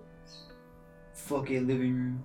I'm also in the living room. If he's watching over her, then I feel better. As long as there's someone watching over her, I'll go up with Abigail. Alright. Sleep with my not daughter? She's not your daughter. I'm just actual daughter is in staring the other room. contemplatingly into the fire. You guys go into the room, and we then leave with Jimmy, Emily, and Alice in the living room. Him is in the kitchen, and is in the kitchen? he's fixing up tea. What the fuck? He's been here. I fucking hate him. He's fixing up tea, and he goes into the living room and he offers tea to both of you. I obviously ignore him. Fair. Want anything? No. Snake? He just like puts the tea down like next to Emily's spinach. Emily like freaking snaps at him. Damn. Alright. I'm gonna go. Him Fucking hate him. walks out and he goes out the back door and there's a little like side door that leads into the basement and he opens it and he goes down. Do they see that? It's in the Yeah. basement. The two of you see I that. really don't feel like following him when he's in there, you know what I mean? Yeah. Yeah, he's no. gonna gank you, dude. He's gonna kill you. I'm just, I wouldn't go in So there it's just like me and Jimmy just There's awake. just something in the Yeah. Okay. That's okay. It's not my business. They're sleeping. Anything you guys want to say or is Jimmy just gonna... Sleep. You gotta stay I out don't for know. the I snakes think for the maybe rest I'll of say the- something, and I'm just kind of like staring at Emily, and I just kind of start talking out loud, and like just Jimmy can hear me. Emily was my only companion growing up. I didn't really have anyone else because my dad just left me on my own. And she'd never really taken interest in me until you. And I'm almost certain it's without malcontent.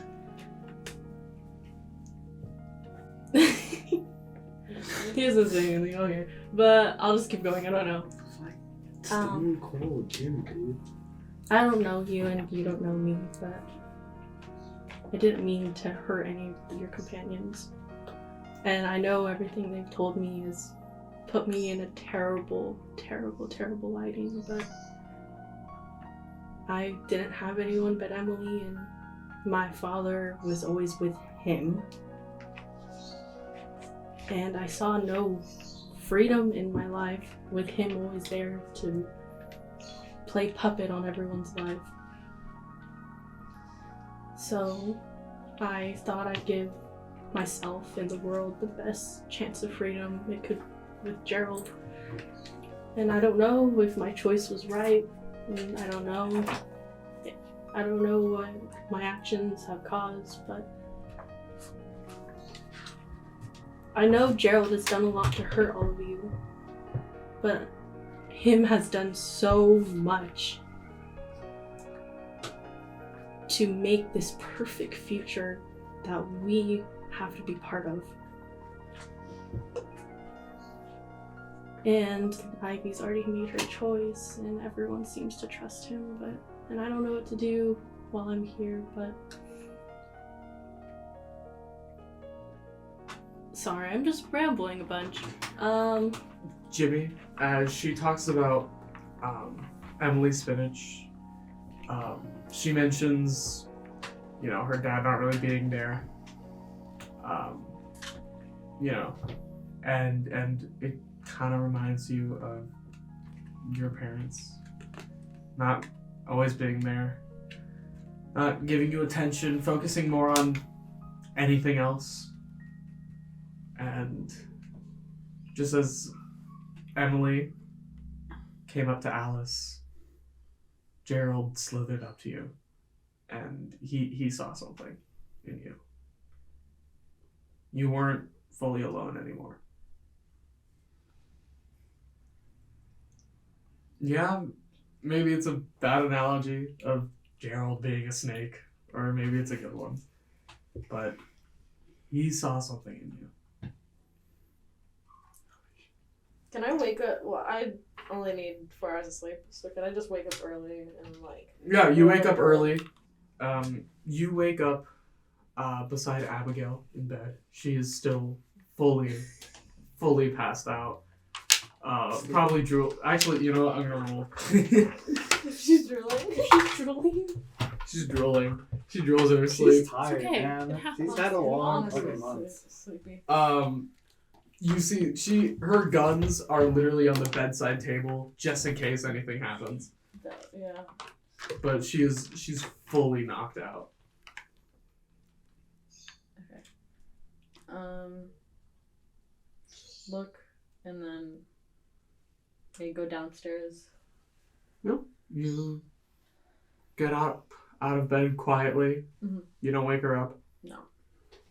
You open the door, go down the hallway, and you are back into the living room. Mm-hmm.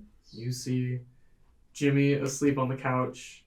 Alice and Emily Spinach are asleep next to a fireplace that has since extinguished. And just as you enter, the back door to the house opens, and him walks in with his now empty teacup, and he puts it into the sink. Oh well, not sink, but it's more of like a little Like a basin. yeah, like a basin, and he like cleans it up. Mm-hmm. He looks around and he sees you. He's like, "Morning. I was gonna get started on breakfast. I could help. Do you if know want. if anybody has any allergies?" So Jimmy, you a vegan? She's like so. Ivy's so confused because not what she was expecting him to ask. Be like, not that I know of. I don't really eat meat, but no. All right. Good. I'll be back. Do you need help? Sure. He leaves out the back door, and you can follow him if you'd like. Sure. Yeah. So you two leave, and he, the hamlet is still very quiet. Nobody's outside. There's like a thin layer of fog over the city. Hamlet, like all of the grassy knoll. It's very peaceful, very calming. And he walks down to the little farm area towards the edge of town. He starts, sorting through the crops, looking at them. He is a lot more powerful and a lot more omniscient. Yeah. He knows a lot more than he did prior. And he can just look at these vegetables and know when they are and are not ripe. And he just, with just one hand, and they fly out of the ground. Just observing. Yeah, and they land into his basket. How do you know when they're Well, ready? thanks to your help, my power has been restored. It's been a long time since I've been able to fully work with my abilities. It's been a long couple thousand years, you know. All this timeline thing, it's exhausting, but it's necessary. Without order, things fall apart. And if things fall apart, things can never be put back together. Ivy's just like taking in his words, trying to understand what he might mean by that. She's not really gonna say much. You know, this is a lot. It's very overwhelming. You know, I understand. Of all previous avatars, you have the most amount of weight on your shoulder. It's typically a simple job. Sometimes things will crop up and they'll have to be dealt with or extinguished. Fractures in time because of Gerald have been becoming more and more frequent. Mm-hmm. Just a few weeks ago, Astrid and I found a young man in the middle of a field. You know, it's not every day when you find a Mormon that remembers the Alamo. What the fuck? What just happened? Sorry. Huh? Ivy is like so shocked, but also like she starts to laugh because that is insane. A Mormon that remembers the Alamo? Yeah. Him kind of giggles too, like, with everything Gerald's been doing, people have been appearing in times that they should have. Oh, fuck. They're getting displaced. Fun. It is our job to make sure that displacement, for example, having a vast knowledge on history and religion isn't always the best when you go back in time and start sharing all those things with other people. So would the goal be to send these people? The goal is to make sure these fractures stop. It is a very confusing world out there. My job has been to ensure that there is some semblance of order or unity. Mm-hmm. And it's difficult.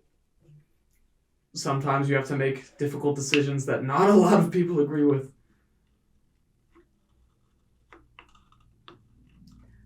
Anyways, so you don't eat any meat, correct? You alright with, like, eggs? Sure. He goes into the egg bin and pulls out a couple eggs and puts it into his little basket. And, you know, it's very funny seeing, like, a tiny chicken coop and just this behemoth of a blue man just, like, reaching in. Yeah. And you guys make your way back to Ash's place, and he begins making breakfast for everybody. Eggs and some diced veggies. So, everybody starts to wake up in the morning. Everybody except for Barthold, who is still out cold. I drank a lot, dude. Come Especially after his daughter's little lullaby. I was asleep. I didn't hear. So, him has made a little egg and grilled veggies breakfast for everybody. And is serving it up. Everyone's there sitting around the table, and he's like, all right, everybody, eat up. I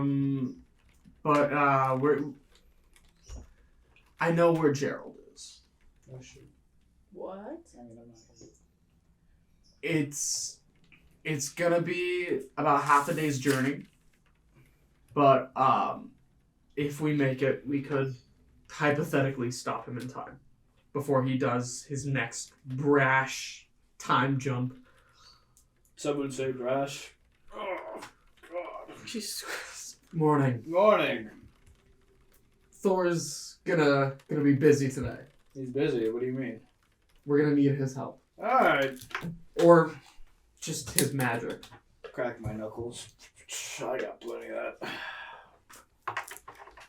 We're gonna be heading up to the mountains soon. Anybody who wants to come is more than willing to, but we're gonna need all the hands on deck. Well, I'm obviously going We're with gonna them. be there. I mean, I think You don't have the choice. all of us are gonna go, right? I'm gonna join. I want to make sure everyone's okay, even though they hate me. Astrid is also waking up, and she's like, "All right, let's do this." She looks at you, and just kind of like scratches her nose. She doesn't really remember everything that she said last night. That's fair. Abigail's already dressed and ready. Her gun's at her side. She's polishing one of her revolvers and checking down the barrel to make sure there's no blockages or anything. This morning is all about getting ready. Prep. Yeah. Final chances, final opportunities. I go up to Ivy.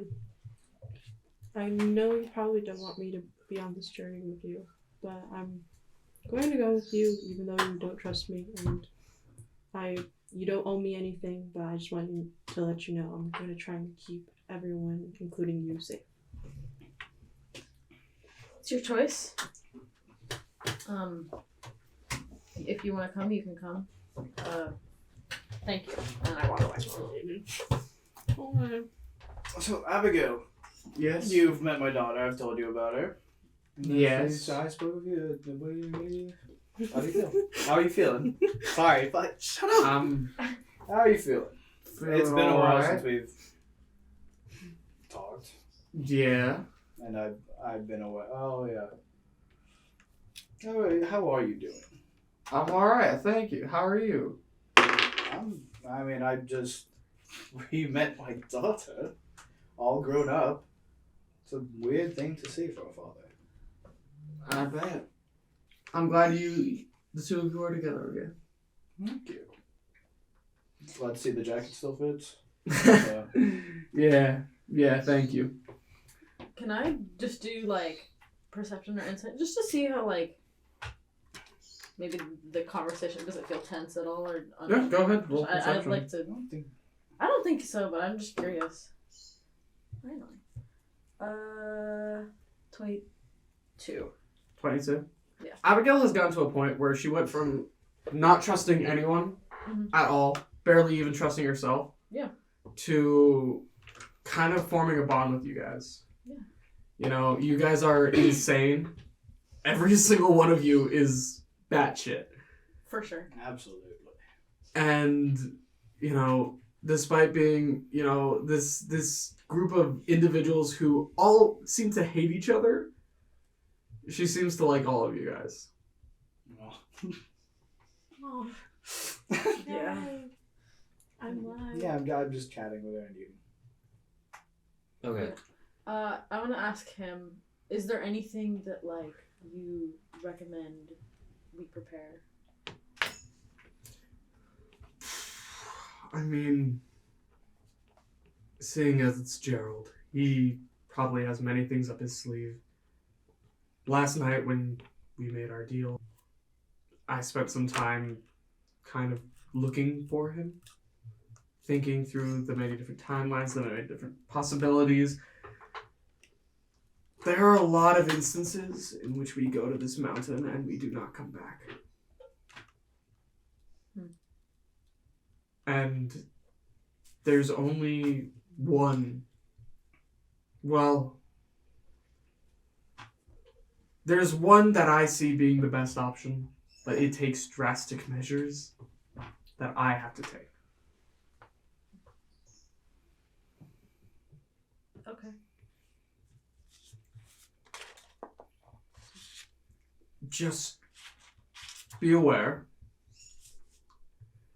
that now, as my avatar, you're going to see things that you're not going to like. I've already seen a lot I don't like. So I'm ready. The things I'm doing are for the better of humanity. Ivy is still skeptical. We have to make the difficult choices. Yeah, but she's like nodding in agreement.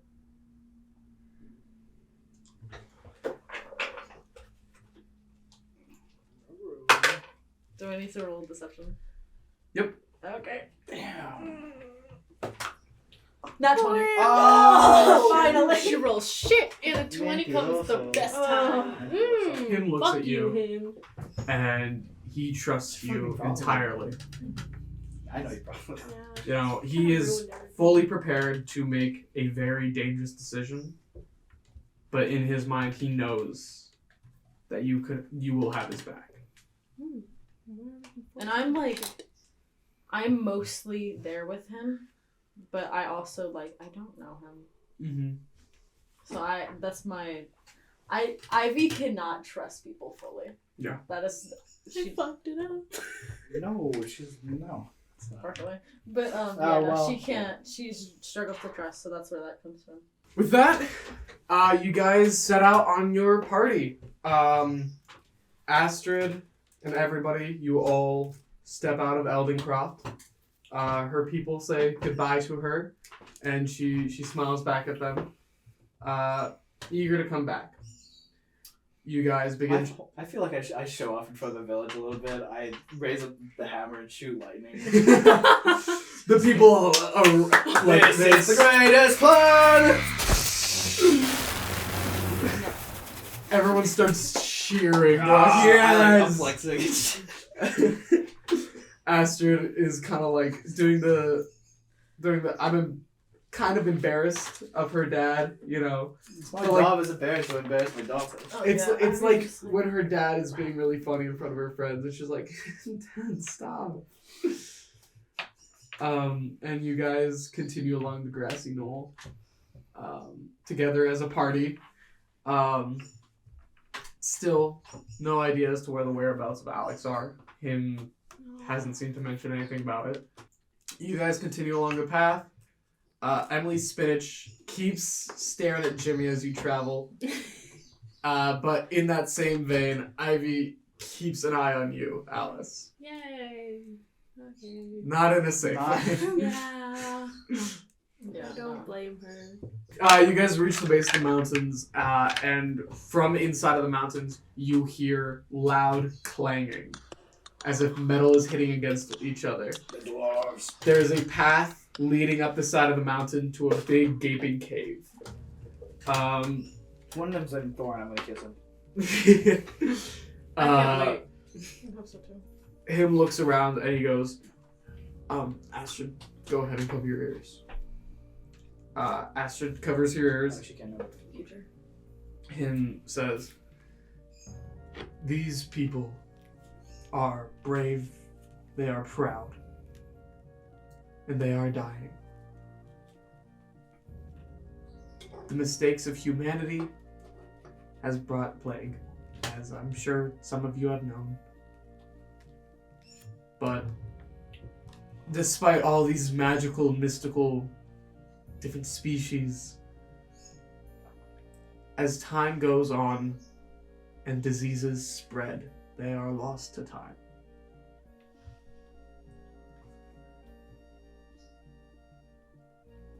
We cannot help them, and do not stop to. Do not help them. He Or- looks at you and nods to make sure that you have some semblance of understanding. I nod back.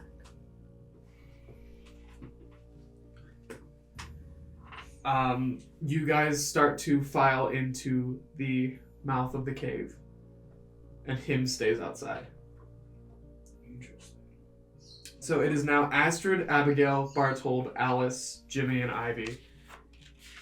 And as you guys walk towards the cave, the clanging becomes louder and louder. You hear whoosh as fire fills the air. It is getting hot in here. You keep going deeper and deeper until you look onto this huge, beautiful mine spanning the entire height of the mountain. Dwarves are fast at work, hitting pickaxes and sledgehammers against the walls, mining for valuable resources. And in the center of a room, heating a massive cairn, is a big dragon. Cool. It is blowing, fire constantly onto this large basin that is being thrown in and filled with valuable metals like gold and iron. Is there any talking happening amongst the dwarves? Lots of talking. I do speak Singing. Dwarvish. I do speak Dwarvish. Yeah. So is there anything that like I understand? You hear like some of them are singing as they work. They're singing to themselves. They're singing with others. They're like mining away. Very tired. It's like work songs. Yeah.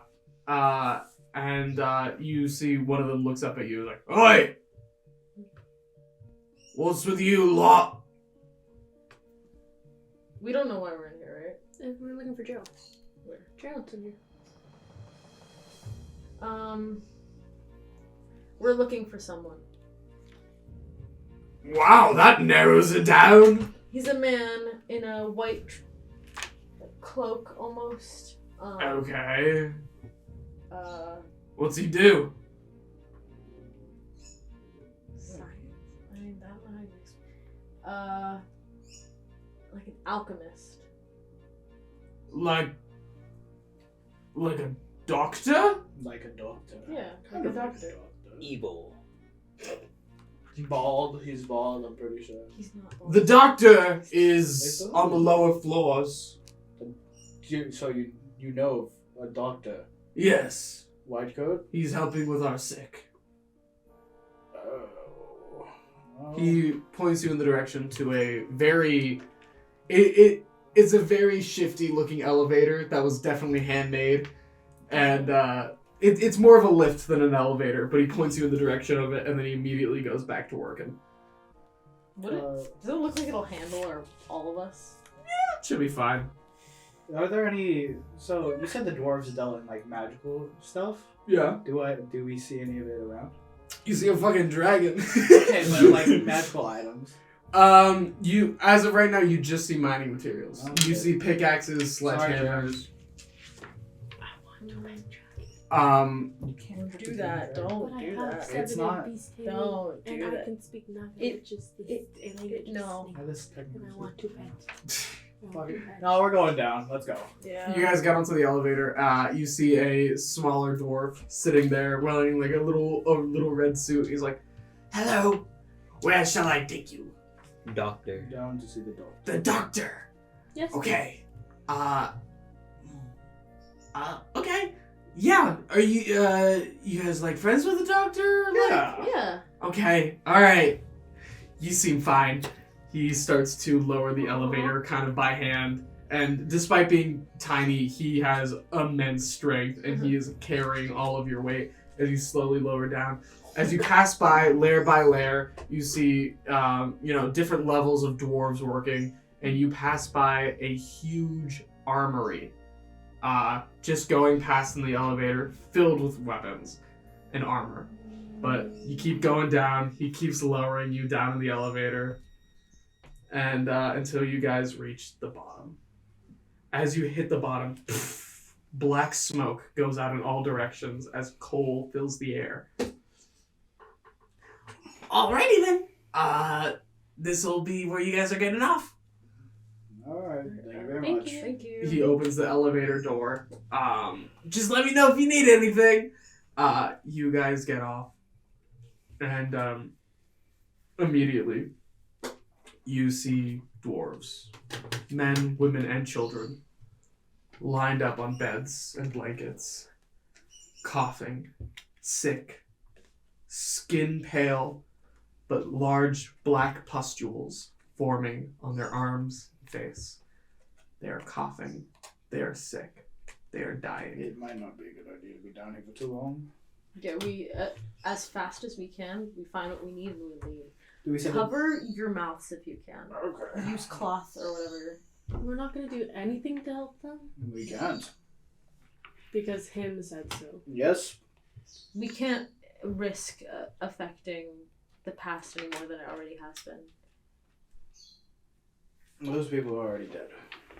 No. You can't help them. Even if you try, there's no way. Do we see the doctor? You see a man dressed in another plague doctor outfit. And he is tending to the sick. Hello there. Hey again! Fucking Oh, do it. God fucking damn it. Yeah, You're, the guy! You're not who we were looking for. No, I'm Dr. B. DB. Ask him about Gerald. I like whisper. Yeah. Have you seen another individual claiming to be a I see a lot of individuals Okay, every day. Let me goddamn finish first. Where is the man with the goggles? Have you seen a The man? man with the what? The goggles? The goggles. You've seen- I'm wearing goggles. You're wearing a mask. There's goggles in the mask. Hold on. Okay. Sorry, I gotta help this patient real quick. Hey, buddy. The dwarf is like laying bedridden. Is like, hey, you're doing great. Just take a little sniff of this, and he holds the a little posy up to the dwarf's nose, and the dwarf like takes a sniff. They cough really, really hard, and one of the pustules on their arms bursts. I step back. Go. Alright. Davey's like, that's good. No, it's popping. That means it's healing. All right, you're on your way to healing. All right, just in case anything bad goes though, which it won't, cause you're healing. Where does your family keep the gold so that I can get paid? Good lord, man. Jesus. You see, it's mostly just a bay for the sick here. Mm-hmm. This is a dead end.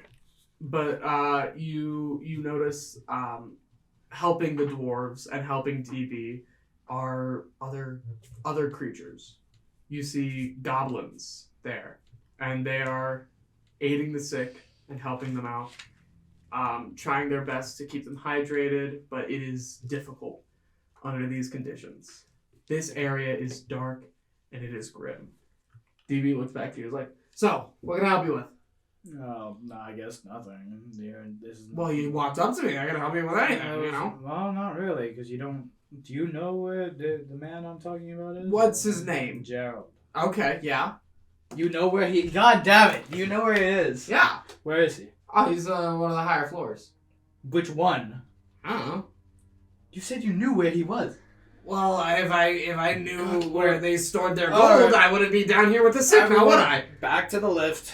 And you guys head back onto the elevator, and the little dwarf goes, "You're looking for Gerald. Yes. Are you gonna hurt him? No, we're gonna help him out with something. Promise?" Yeah, we're... I'm just shaking my head behind. Okay. We're here to help him fix some of his mistakes. He grabs the chain and starts to pull you guys up very, very slowly. And you guys are led into a dark, dark tunnel. But you can see at the very end, there's a little bit of light flickering through. Yeah, go. Perception.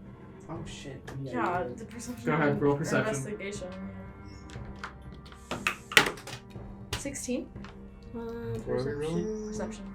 See, plus one. Dirty 20. Damn. This is an abandoned part of the mine. You know, probably there weren't too many resources in here. They couldn't find any veins that were pretty good to tap, so they just kind of abandoned this mine. But now it seems like there's somebody inside of it. We should stealth. Yeah, I think we should try to. Everybody roll for stealth. And then on top of that, I want you to roll for initiative. Fuck. Alright. This one's gonna be... I rolled a nat 20 Ooh. for stealth. I got got 7 on stealth. a 5 for And stealth. a I got a- 20 I got a- initiative. I got a dirty for stealth. And then Alright. I had a 13. All right, we are now here at combat with a fun little smash cut. Before we begin combat, I just want everybody to know that Ivy, after making a deal with him, Ivy is now multi-classed as a cleric druid. So you get a bunch of powers from him. Yes. So you get to fight harder now. And joining us also on the battlefield is Astrid, Barthold's daughter. So there's going to be a little bit of a gimmick for this fight. We are in the middle of a pitch black, dark mine. You guys do not know your way around, but in this mine are goblins and dwarves. They are here to protect Gerald. Why? I don't know. But if you have to do any attacks that involve long distance vision, for example, ranged attacks, like shooting or anything like that, you're gonna roll with disadvantage. Oh, fuck. Because you can't see in the dark. So I'm basically Oh, I saying can. no. You can see in the dark. You have dark vision? Okay, You son yeah. of a bitch. So we have one person with dark vision, but the rest of you, if you try I have to one. throw anything or shoot anything, it's gonna be disadvantage. Okay. But Alright? okay, never mind. Yes, I'm ready. Alright. You ready? Yeah. You ready? First up in our initiative order is Bart. So, since you mentioned the darkness stuff, I'm gonna cast the light cantrip on my hammer. On your hammer? Alright. Yeah. So Is that a action or bonus action? It's an action cantrip. Okay, so Milnir glows with his powerful It blue sheds light. a bright light in a 20-foot radius and dim light for an additional 20 feet. Alright, so you're gonna have a little bit better of a chance of seeing, but I will say you still cannot see through or past walls. Yeah, Shadows exist. for sure. And then I am going to go into a rage. Alright. So, well, I need to roll a d8 to see what magical effect I get. It's a 6. Until my rage ends, I'm surrounded by multicolored protective lights. I get a bonus to AC, and if anyone with in my range is, if anyone's within 10 feet of me, they also get +1 AC. Okay, so as of right now, the people who are within 10 feet are Abigail, Jimmy, Ivy, essentially everybody but Alice. Well, it doesn't matter anyway, because I'm gonna go up and. He doesn't care about me 2, anyway. It's 3. fine. She's gonna take a couple of attacks. Alright, already. So, you immediately see these goblins and these dwarves. You hear the goblins scream, "Stop! They're coming for him!" The dwarves immediately take up arms and are ready to fight. 25 the hit on that goblin. 25? Oh, that hits. That fully That hits. hits? Okay, then Yeah. 1d12 right now. Where's my fucking d12? Oh, right here. That's gonna be 5 plus. That's gonna be 9 damage, 9 slashing damage. I'll just do. Yeah, I'll go right. This is 6, so I'll go here. And then I'll do. Thunder Wave on this dude. It's a 15-foot cube from me. Okay. So it's a con save. They got a 20. Oh Okay, well, yeah, that's gonna make it, but he's still gonna take the 2d8 thunder. 38, But got it's it. half. Yeah, that's all I can really do right now. Next up in the initiative is Alice and Emily Spinach. Yeah. Okay. 1, 2, 3, 4, and then 5, and then I'm going to use my short sword to attack him. Alright, go right ahead. Bam, bam, bam. Oh, this is Emily's die. I got a nat 20. Fucking shit, you crit? I got a nat 20. Okay, you do double damage. Oh, do I? Yes. Oh, you okay. You roll the damage die twice. Okay, so I have to do. Okay, I have a +6 too for piercing. Does that double as well? Or No, the Okay, damage got bonus it. is not. So I just have to do a So- 2d6. Yeah, 2d6 and you got 6. Jesus Christ. So I got a 5 and a 2, so that's 7 plus 6, which is 13. And then I do have an extra attack because I'm a ranger. Okay, yeah, go right ahead. Alright, so I'm gonna do the same thing. Fuck, if you use Roll. 13 Okay, plus if 7, you so can- that's the dirty 20. Yeah, you still hit. Yay! Okay, so then that's just 1d6 plus 6. Which is 2 plus 6 is 8. Alright. You do 21 damage? And it's Emily's turn after me. Yeah, Motherfucker. 46. You have a bonus action too? Okay. Oh, wait, yeah. Wait, technically I have a bonus action. Do I Okay. want to do anything? Not really. Not- It's okay.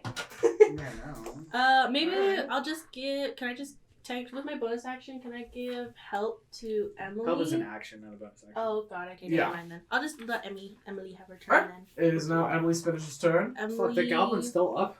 Yeah. Fuck. How fucked up does he look though? He looks hurt, but he's not fucked up. Got it. Okay. Oh, So shit. He said they're beefy. it's Emily's turn and she's gonna do a bite, which so I'm gonna roll to do What that. did we were taking out? She also got a nat 20. What? She rolls You're nat 20 like fucking- crazy. you're She's a fucking psycho. kidding. What? I swear, I didn't do anything. Alright. How much Um, damage? So that's yeah. Yeah, you crit. So D4 rolls the and D4, yeah. So D6? so that's 5 plus another 1. But that's not a lot. So that's only 6. So and 6? Then 3. Plus this 3d6 doubled to 6d6. Oh. Holy shit, you need some d6? I have 3, so I'll just do them twice. It's okay. Okay. Sure, okay. Yeah. That's Fucking 12? 12, and then Holy shit! 12 Plus, plus 15 is 27. 27 have, so it's the lowest one though. we So rounded No, down. it's higher for them. Oh, Like, higher. is Never it? mind. Yes. Yeah. He rounds up for Okay. them. So, down for it's- us. Holy shit. 14. 27 round down. Yeah, so Rounded up. 20. Yeah, 14. so 14. 14, and then plus that 6? Plus yes, 6. plus 6. 20? 20 The more fucking damage from this fuck? stupid fucking snake? Sorry, not stupid Excuse fucking me? snake. Emily's fucking being amazing She's right so now. powerful. The snake is what took out half of the. I'm gonna be fully honest. Typically, I don't tell you about the HP for characters. This goblin has 1 health. He's one hit. Fuck. 1 hit. That's really funny. This goblin has been crippled by Emily. Because they're about the same size. Emily just wrapped around the goblin and just bit into it, used his body, tightened around it, and the goblin buckled. Good job, my love. Abigail's maybe gonna she move So 1, she could 2, probably 3, see that one. 4, 5, 6. She has a direct line to that gobbo. Yeah, she should be. And she is not blinded because you have the light. She lines up her shot of this goblin. Okay. Yeah, she 100% shoots him. And then she also gets a double attack. So Damn, everyone gets double. she misses the second one. So Wow. the first double attack hits. And that is the end of Abigail's turn. We are now on to Jimmy. Alright, Jimmy, from here, I'm just going to warn you. You do not fully have a direct shot to that goblin. You would have to take a careful action so that you don't hit Astrid. But you do have a direct shot to that dwarf. Or if he bonus action. Can I cast something behind them? Sure. Yeah. Alright, I want to cast boiling oil in this square. What's the range this of that? square. Boiling oil is 60 feet. Oh, yeah, you're good. You're good. Yeah, you could do boiling oil. Because then boiling oil is a 30-foot diameter. So I hit this both. Both of them. Oh shit, yeah. I'm going to say you're not going to get all the way. So you will actually be 1 space shy right here. Okay. So it will probably hit It would them. hit them if you did it. No, he's already done it. He rolled. Oh, he did do it.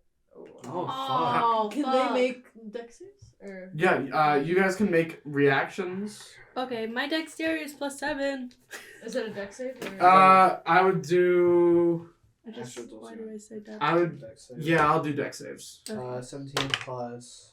I got a no That's a 13? Fuck. she got a nat 1. Wait, plus your dexterity. Yeah, 13. Okay, so what did Astrid get? one. Doesn't matter 17. with the now 17. one. That's not Astrid my can fail. move 1 space back, Okay. so she's in the clear. Bart, you. Oh, wait. Danger sense. I have advantage on dexterity saving throws against spells. Okay, Oh, go. perfect. 14. 14. 14. Yeah, you're out of the way. Oh my Thank fucking god. So it is Emily, Spinach, Alice, that goblin, and that dwarf that are taking damage. Okay. Fuck. It's Jimmy! it's 3d8, and if you fail dexterity, Saving throw. yeah.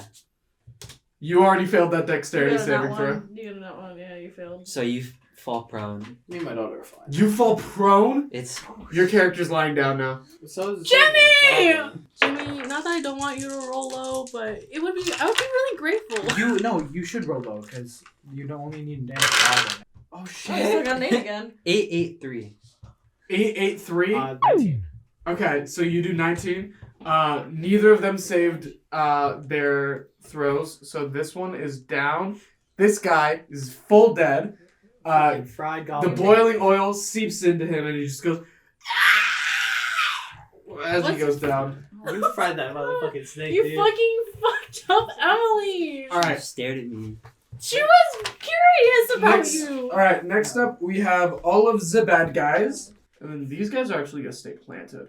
So we're gonna have this guy attack. And this guy's still prone. It takes how much? Half of your movement to get up from prone? Disabled. Yeah, half. Oh, Okay. Yeah, not the worst. And 1, 2, 3. All right. So that goblin is the only one that's able to attack, and it's gonna attack Ivy. Ivy, what's your AC? 12. Okay. They hit you. 12. You take 12 damage. Okay. And that ends all of the bad guys' turns. We go As a back. reaction, just to try, I'm gonna do Halo of Spores. It's a con save. Nice. Why not? Little Free bit of damage, damage. free Yeah, damage. free damage. Damn, all damage is good damage. Exactly. So we are now back to the top of the So that initiative happens with with me. Barthold Astrid. Barthold is gonna take a double movement to get as far as he can. So, Perfect. 1, 2, 3, 4, 5, 6, 7, 8, 9, 10, 11, 12. Oh wow. Okay. I'm gonna wild shape into an eagle. Okay. I'm gonna go, so I was 60 feet while flying. So I'm gonna go 7, 8, 9, 10. I have 11, 60 12. feet. Yeah. Yeah. Okay. Half your movement is standard. Wait. So I can use a spell as a bonus action, right? If it says bonus action on the casting time, what is it? What are you trying to cast? Well, I want to heal Emily, but I want to use it as my bonus action. I think I'm gonna do Cure Wounds to Emily. Alright. So that's 18. Back to Emily. Okay, I feel a lot better now. So Abigail still got that goblin in her sights. Oh, but my light's gone. Oh. Okay. I have to. You gotta keep it on. All right. Disadvantage for the first one. Does not make it. Second one does make it. Shit. So she is going to roll 2 damage.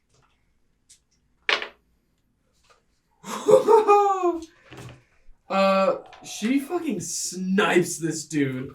Despite it being pitch black, she aims the goblin in her sights and fires, doing 16 damage. Fuck, dude. Let's go. Where's everyone going right now? Everyone's just trying to get to Gerald. Man. 11, 12. Because there's no point in fucking. All right. Bullets. Anything else, Jimmy? We're on a mission. No? Alright. Alright, the 3 girls, except for Ivy, have all been left behind. It is now turn for creatures. Yeah, the main party's going on ahead. 1, 2, 3, 4, 5, Oh. 6. Oh, 1, guys, 2, come 3, on. Should be fun. 4. Alright, She's strong. so we're gonna do some attacks. And I can heal. Okay, one of them was a nat 20. Astrid takes 9 damage. Oh, she's fine. Abigail is going to take 13. Whew, scary. Probably should have left the healer. Whatever. Yep, Yeah. and we are now, I can do other Cure Wounds. creatures. It's not that great. This dwarf sees you, Bart, What's up, dude? and he calls out, "I will not let you get to him. It's funny that you think you could stop me. I don't have to stop you, I just have to stall you." Thanks for letting us all know. Upon hearing that, this other dwarf, Oh, thank fuck. Here's I the didn't other one's fucking see voice. him. I'm I'm One, just gonna stick two, with these girlies and 3, protect them. 4, 5, 6 right in front of Jimmy. Aw, He's gonna make an attack on Jimmy. Jimmy 14 does not have a lot. Jimmy, hourglass is 14. 14 right now. Wait, am I within Bart? No. They miss. They fully miss. Oh, Yay! yeah. Alright, I'm killing it. we are now back to our main players. Barthold. Once again, double movement. Fucking. Can I get past? So Yeah, that's a doorway. 1, 2, 3. Can I squeeze past them in here or no? You would have to take an evade. But you've already used your I action. can for... take the damage. I don't. You wanna care. take the I damage? just want to get in. Okay, go for it. I'm fully fucking raging. I don't care. Yep. Is 38. I'm taking fucking. Alright, you enter this room and you see Gerald standing over a little workbench Hey, that dude. the dwarves had made for him. And he's working on the button. Hey, dude. Your fucking guards are stupid and worthless. I'm pretty sure they're all coming back to the Hi! I'm not gonna let you finish. I don't think you have a choice. If I don't do this, we're all fucked, okay? Just let me finish this. No. And no! Listen! No. I need to fix it! No, you don't. Fuck you. You see that he has on top of the table the button that he's been using to time travel. Okay. And he's working on it. And he has tools inside of it and like little lanterns lighting the way. Yeah, but he's not done. He's not done. I urge you, honestly, do not get in the way. Suck my dick, dude. So no damage. No damage? And then, yeah. And there. Alright, you are in the room with Gerald. You see the same thing Barthold did. He is working on the button. Barthold, you said suck my dick. Suck my dick, dude. Fuck you. An eagle comes flying in behind him. Looks at Gerald. Gerald looks up at you and Yeah. goes, Ivy, please. In that exact moment, you see the goblin that's in the room freezes. Jimmy, the dwarf that's in front of you, freezes. Abigail, Astrid, Alice, everyone that aren't you guys completely freezes. They are frozen in time. You guys can still move. Oh shit. You hear footsteps. Can we start running over to the room where they are in? You can, yeah. Okay. Can we just go there? Like. Yeah, go ahead. Okay. What the fuck? I'm bringing everyone. Is that okay? Yeah, go ahead. Get more combat. Everyone is frozen. You hear footsteps Is it him? coming down the hall. It's him. They echo with every step. The goblins and the dwarves that are in his way get pushed aside with just a slight gesture. They go flying against the wall. Yes, Jimmy. No! With just a thought, fling them against the wall. He walks in Damn. and he stands in the doorway with you all and looks at Gerald. Gerald begins shaking. You brought him here? Him smiles. I saw you through your little friend's eyes. Your eyes glow bright blue, Ivy. Everything you've seen, he has seen. And the instant you laid eyes on Gerald, him knew exactly where he was.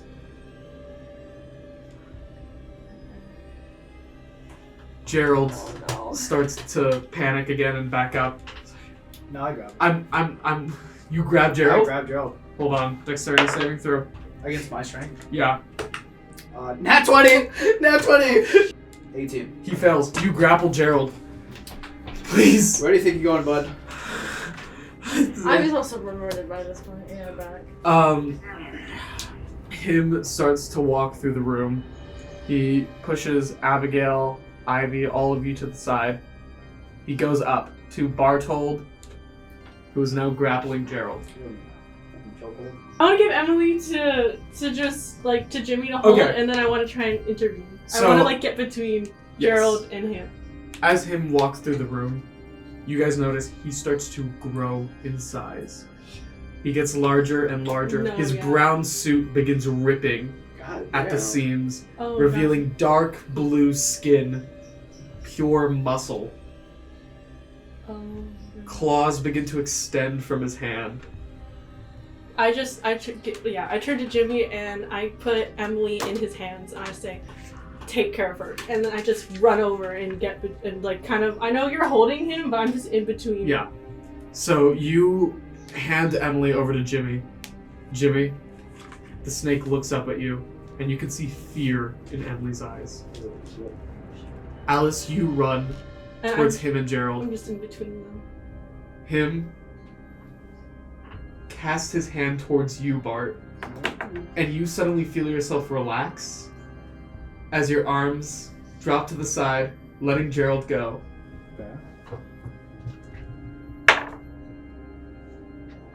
Him rolls a nat fucking 20. Holy shit, that dude, Gerald's fucking god. Him takes Gerald by the throat and begins to lift him into the air. Him continues to grow. The claws on his hand begin to dig into Gerald's throat. The small man begins whimpering and screeching out in pain. He is rapidly trying to reach the button behind him on the desk. Can I grab his arm and try to tear it away? Can I do something? Can I get my short sword? Can I try to attack him? If you want to save it, go for the button. Yeah, do I You need to roll a nat 20. Whoa, What? shit. You need to roll a nat get 20. him? Yeah, no way. Him just rolled a second nat 20. So There's you no need to way. roll You one have right to- now. Oh, It's fuck. less than one. There's no way. Is your She's luck shaking, enough? yeah, she's Your shaking. hands are shaking. I need you to roll a nat 20. Oh my fucking god. What is it? My hands are shaking. It's a 4. It's a 4. It's a 4. My lucky number. Fuck it. Him still holding on to Gerald, you start pulling at him's arms, trying to save Gerald, trying to separate the two of them. Him is too strong. As his shirt essentially turns to tatters on his body as he increases in size, power is flowing through him. With one hand on Gerald and the other one, him grabs you. Your entire body fits in the palm of his hand, and he squeezes with his nails, crushing into your body.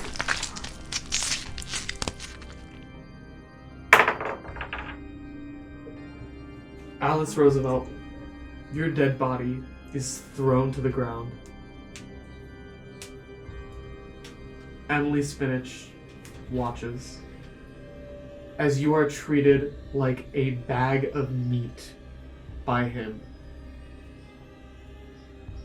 A pool of your blood starts to form around your body.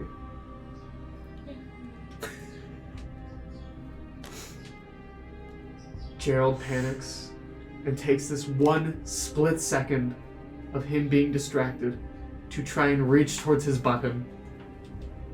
Him grabs Gerald's other arm and pins it up in the air, and then snaps Gerald's arm within his hand. Gerald lets out a scream of pain. Alice Roosevelt is dead. Gerald is being choked to death as him breaks his arm.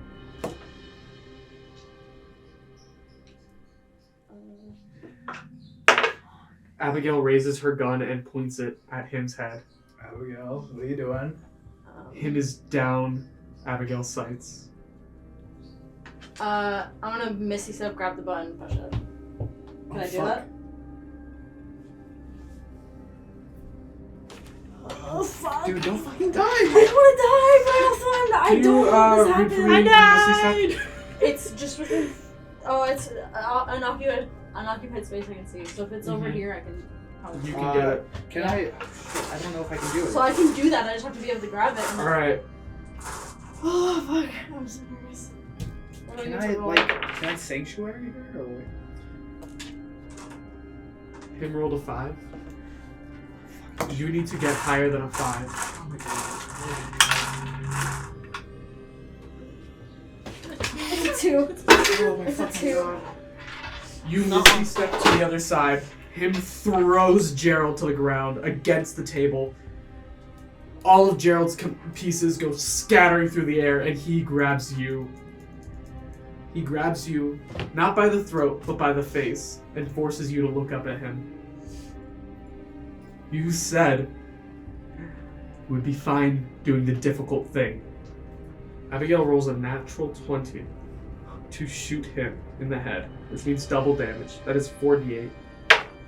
Abigail shoots him in the back of the head for 20. 20 damage. Him lets go of you, drops you, turns to Abigail. Oh, fuck. Fuck. He backhands Abigail. Someone grab it. Do something. Fuck. I mean, I'm still in a rage. He backhands Jimmy, Abigail for 4 damage. What's up, Jimmy? Can I use on-off on the button?